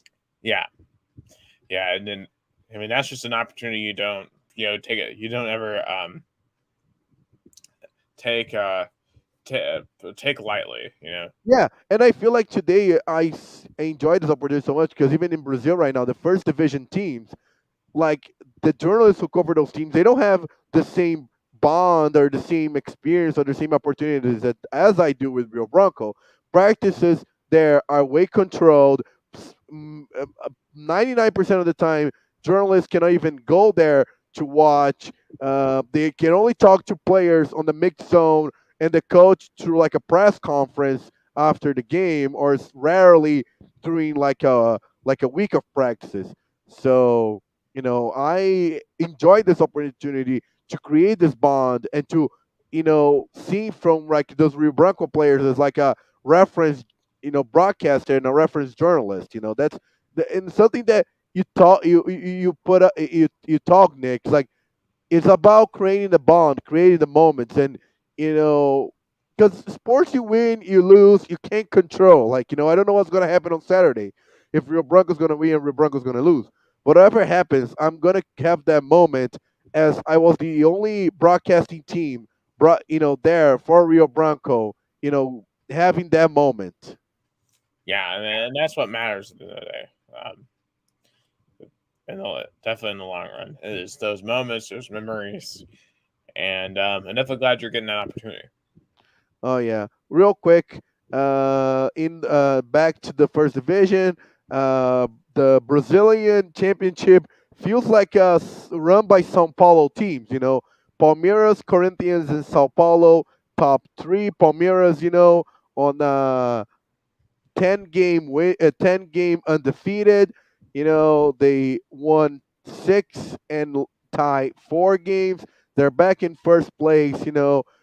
I don't. This Palmeiras team is a historical team. Like they play even better than they were last year. And last year they won Libertadores. They we thought that was the best it's gonna get, but it got better. Abel Ferreira. He's doing a tremendous job, and I'm. They're gonna play on Thursday. I'm gonna be there to broadcast. And it's so funny because Palmeiras is such a team that seeing the fans are so critical and so like but now they embrace the team, And I don't know if they're gonna win Libertadores or the Brazilian Championship or even the Brazilian Cup. There's a lot of soccer to be played, but Palmeiras is doing something that is never done before, which be the first place in Brazilian league, the best team in the group stage in Libertadores, dominating the Brazilian Cup. So if I don't know if Palmeiras going to win, but a team to beat is going to be really good because they are the top right now. Yeah, it's. I feel like those teams they're always competing. It seems like Yeah, they're always at the top. I Abel Ferreira, dynasty in Palmeiras is remind me a lot of Nick Saban. He is very motivated. He is very challenged. I feel like he has the control of the roster. I feel like he is going to create a dynasty in Brazilian soccer like never seen before. I mean, because the closest I feel like was Sao Paulo in the 90s with Tele Santana. They won the Libertadores in 92 and 93 and went to the finals in 94 and won the Brazilian national championship in 91. But I feel like Palmeiras roster is still like a young. They got rid of all their old players, so they have a mix of like young and 30ish players. So they're on the top of their game. Yeah, I mean, it sounds like they're going to be on top of Brazilian soccer for a long time to go. I wonder what the score would be between Palmeiras and Atletico Atletico. Mogi. Oh my lord. I feel like would have been like 12, 13, 12. That would have been an interesting matchup. I would like to see that matchup between Palmeiras and Atletico Mogi. I feel like it'd be worse than like Australia and America Samoa, like 31. Yeah, it probably won't because I feel like Palmeiras would just like sub all their best players after the first half because they would be like destroying already.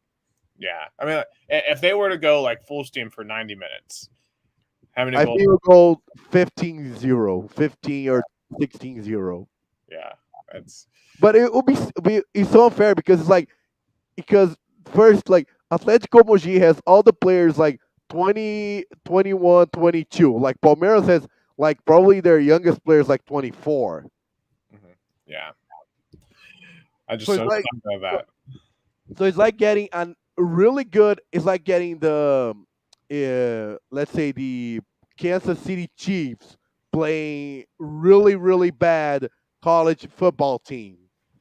Like something like Western Carolina or something. Yeah, Western Carolina, Kansas City Chiefs. Like it's like that. It would have been like that. Like we get annihilated. Yeah, And my final Brazilian topic, we mentioned like the age of the players. Like Flamengo lost it again despite replacing their coach, which is Dorival Jr. I still don't get it why they got him. He was doing a goodish job in Ceará. He took them to the the playoffs in Copa Sul-Americana, which is like the second division in South American soccer. He was in the middle of the table in in the Brazilian league. I feel like he was a cheap coach because Flamengo only to like buy out contracts with the last four coaches. Flamengo had to pay 22 million reais. Yeah, they truly are the Vols of like 10 years ago. I Yeah, mean, just they each week it seems like their decision making makes less and less sense. yes, yes. Yeah, but hey, desperation sometimes makes people do crazy things. And clearly, Flamingo, they need to go back to the drawing board. They need to stop chasing the right now, and they need to think about the future. That's the problem. I feel like they're and also compared to the Vols were stuck in like '98. Mm-hmm. Flamengo stuck in 2019. I know 2019 was a magical year. Everything aligned perfect, like the Vols did in '98, like the Arkansas game compared to the Flamengo game versus River Plate, where they're losing up until the 90th minute, then they got the win. The Vols. I know they didn't have that emotion in the Florida State game. They beat, not easily, but they got very, I mean, good. it was a pretty tight game in the fourth quarter. They had to get a big bomb from T. Martin to Peerless Price to really help put that thing out of reach. But But you know, but but like, my comparison is like 98 align perfect. Like the Arkansas game, you can't explain. You just yeah, can't. Like that one. I mean, honestly, too, you got to think about it too. They had to win both of their first two games on field goals. They were down two at Syracuse. They had to kick a field goal to win that. I mean, they hadn't beat Florida in 6 years up to that point, so they had to get through them, and that was a really tough game. yeah, and Flamengo also, 2019, they got the right coach, Jorge Jesus. The players were all aligned perfectly. There are a lot of players who were successful, but they never got a big win, a big title. But they got all of that, and the coach left. 6 months after those two big titles, Libertadores and Brazilian Cup, and since then they're chasing that moment, they're chasing their high, and they just can't find it, and they're gonna run to coach after coach after coach after coach, and the joke in Brazil is like Dorival Jr. was hired and was like, oh, so he's gonna be fired. That's the joke. Flamengo got a joke. The fans are mad at the front office. Group of fans are mad at other group fans because a group of Flamengo fans defend the front office. The other group hates the front office. The players are getting older and older, and they're not playing as good as like 3 years ago, which is normal. Flamengo had a that kind of age where they're like the last drop, the last few years they had left. Now Flamengo has a really old roster. The players are not as good as they used to. Oh yeah, I mean that's. I mean they're about to go into a rebuild, and you gotta be careful too in the rebuild to not get relegated. When you go Yeah, through, as of right now, Nick, Flamengo, they were in the relegation zone. They just got out because Juventude is losing, but they're one spot above relegation zone. yeah, that's a tough situation. I mean, their stubbornness could cost them that first division. Yes, I mean, if Flamengo got relegated, it would have been the worst disaster in soccer history.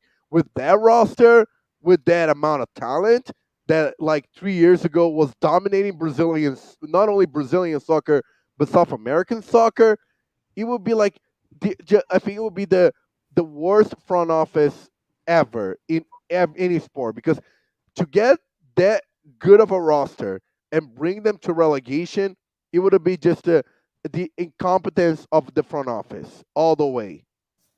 Absolutely, absolutely.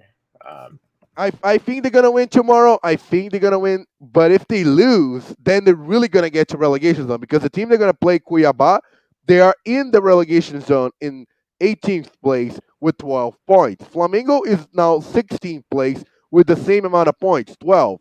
So up to this point, like if you asked 3 weeks ago, this game would have seemed like just another game, but now it was like a really serious game because if they lose, They're gonna get into the relegation zone. They're gonna be on a four game losing streak, and then the crises are gonna get bigger and bigger. Yeah, I mean, and once you have a situation like this that just snowballs, you can't stop the snowball from going down the hill. So that they really they need to find a way to navigate the rest of this year, and just find a way to survive it, and then you could get yourself back into a better position for next year.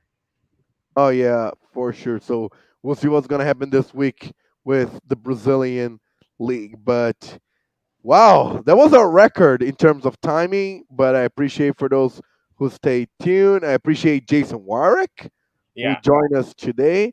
But that's it for Two Countries, Two Americas, All Sports edition number 30th on June 14th, 2022. yeah, we're getting close. I'm doing this for a full year. I think we started in October. That was, I think, our first episode. I have to look back at it because I think our first episode was after the Ole Miss debacle. Yeah. Mustard. So, yeah, but definitely glad to get through 30. Let's hope we get way more through. We'll try to be back next week. We'll have an NBA champion. We'll see how the Stanley Cup is going. And we'll see what else happens in the world of sports. For Nicholas Hill, down in beautiful Chattanooga, Tennessee, I'm Gus Tomazeli in cold Americana, São Paulo, Brazil. Thanks for tuning in and see you next time. Yeah, Hip hop mixed up with samba, so yes,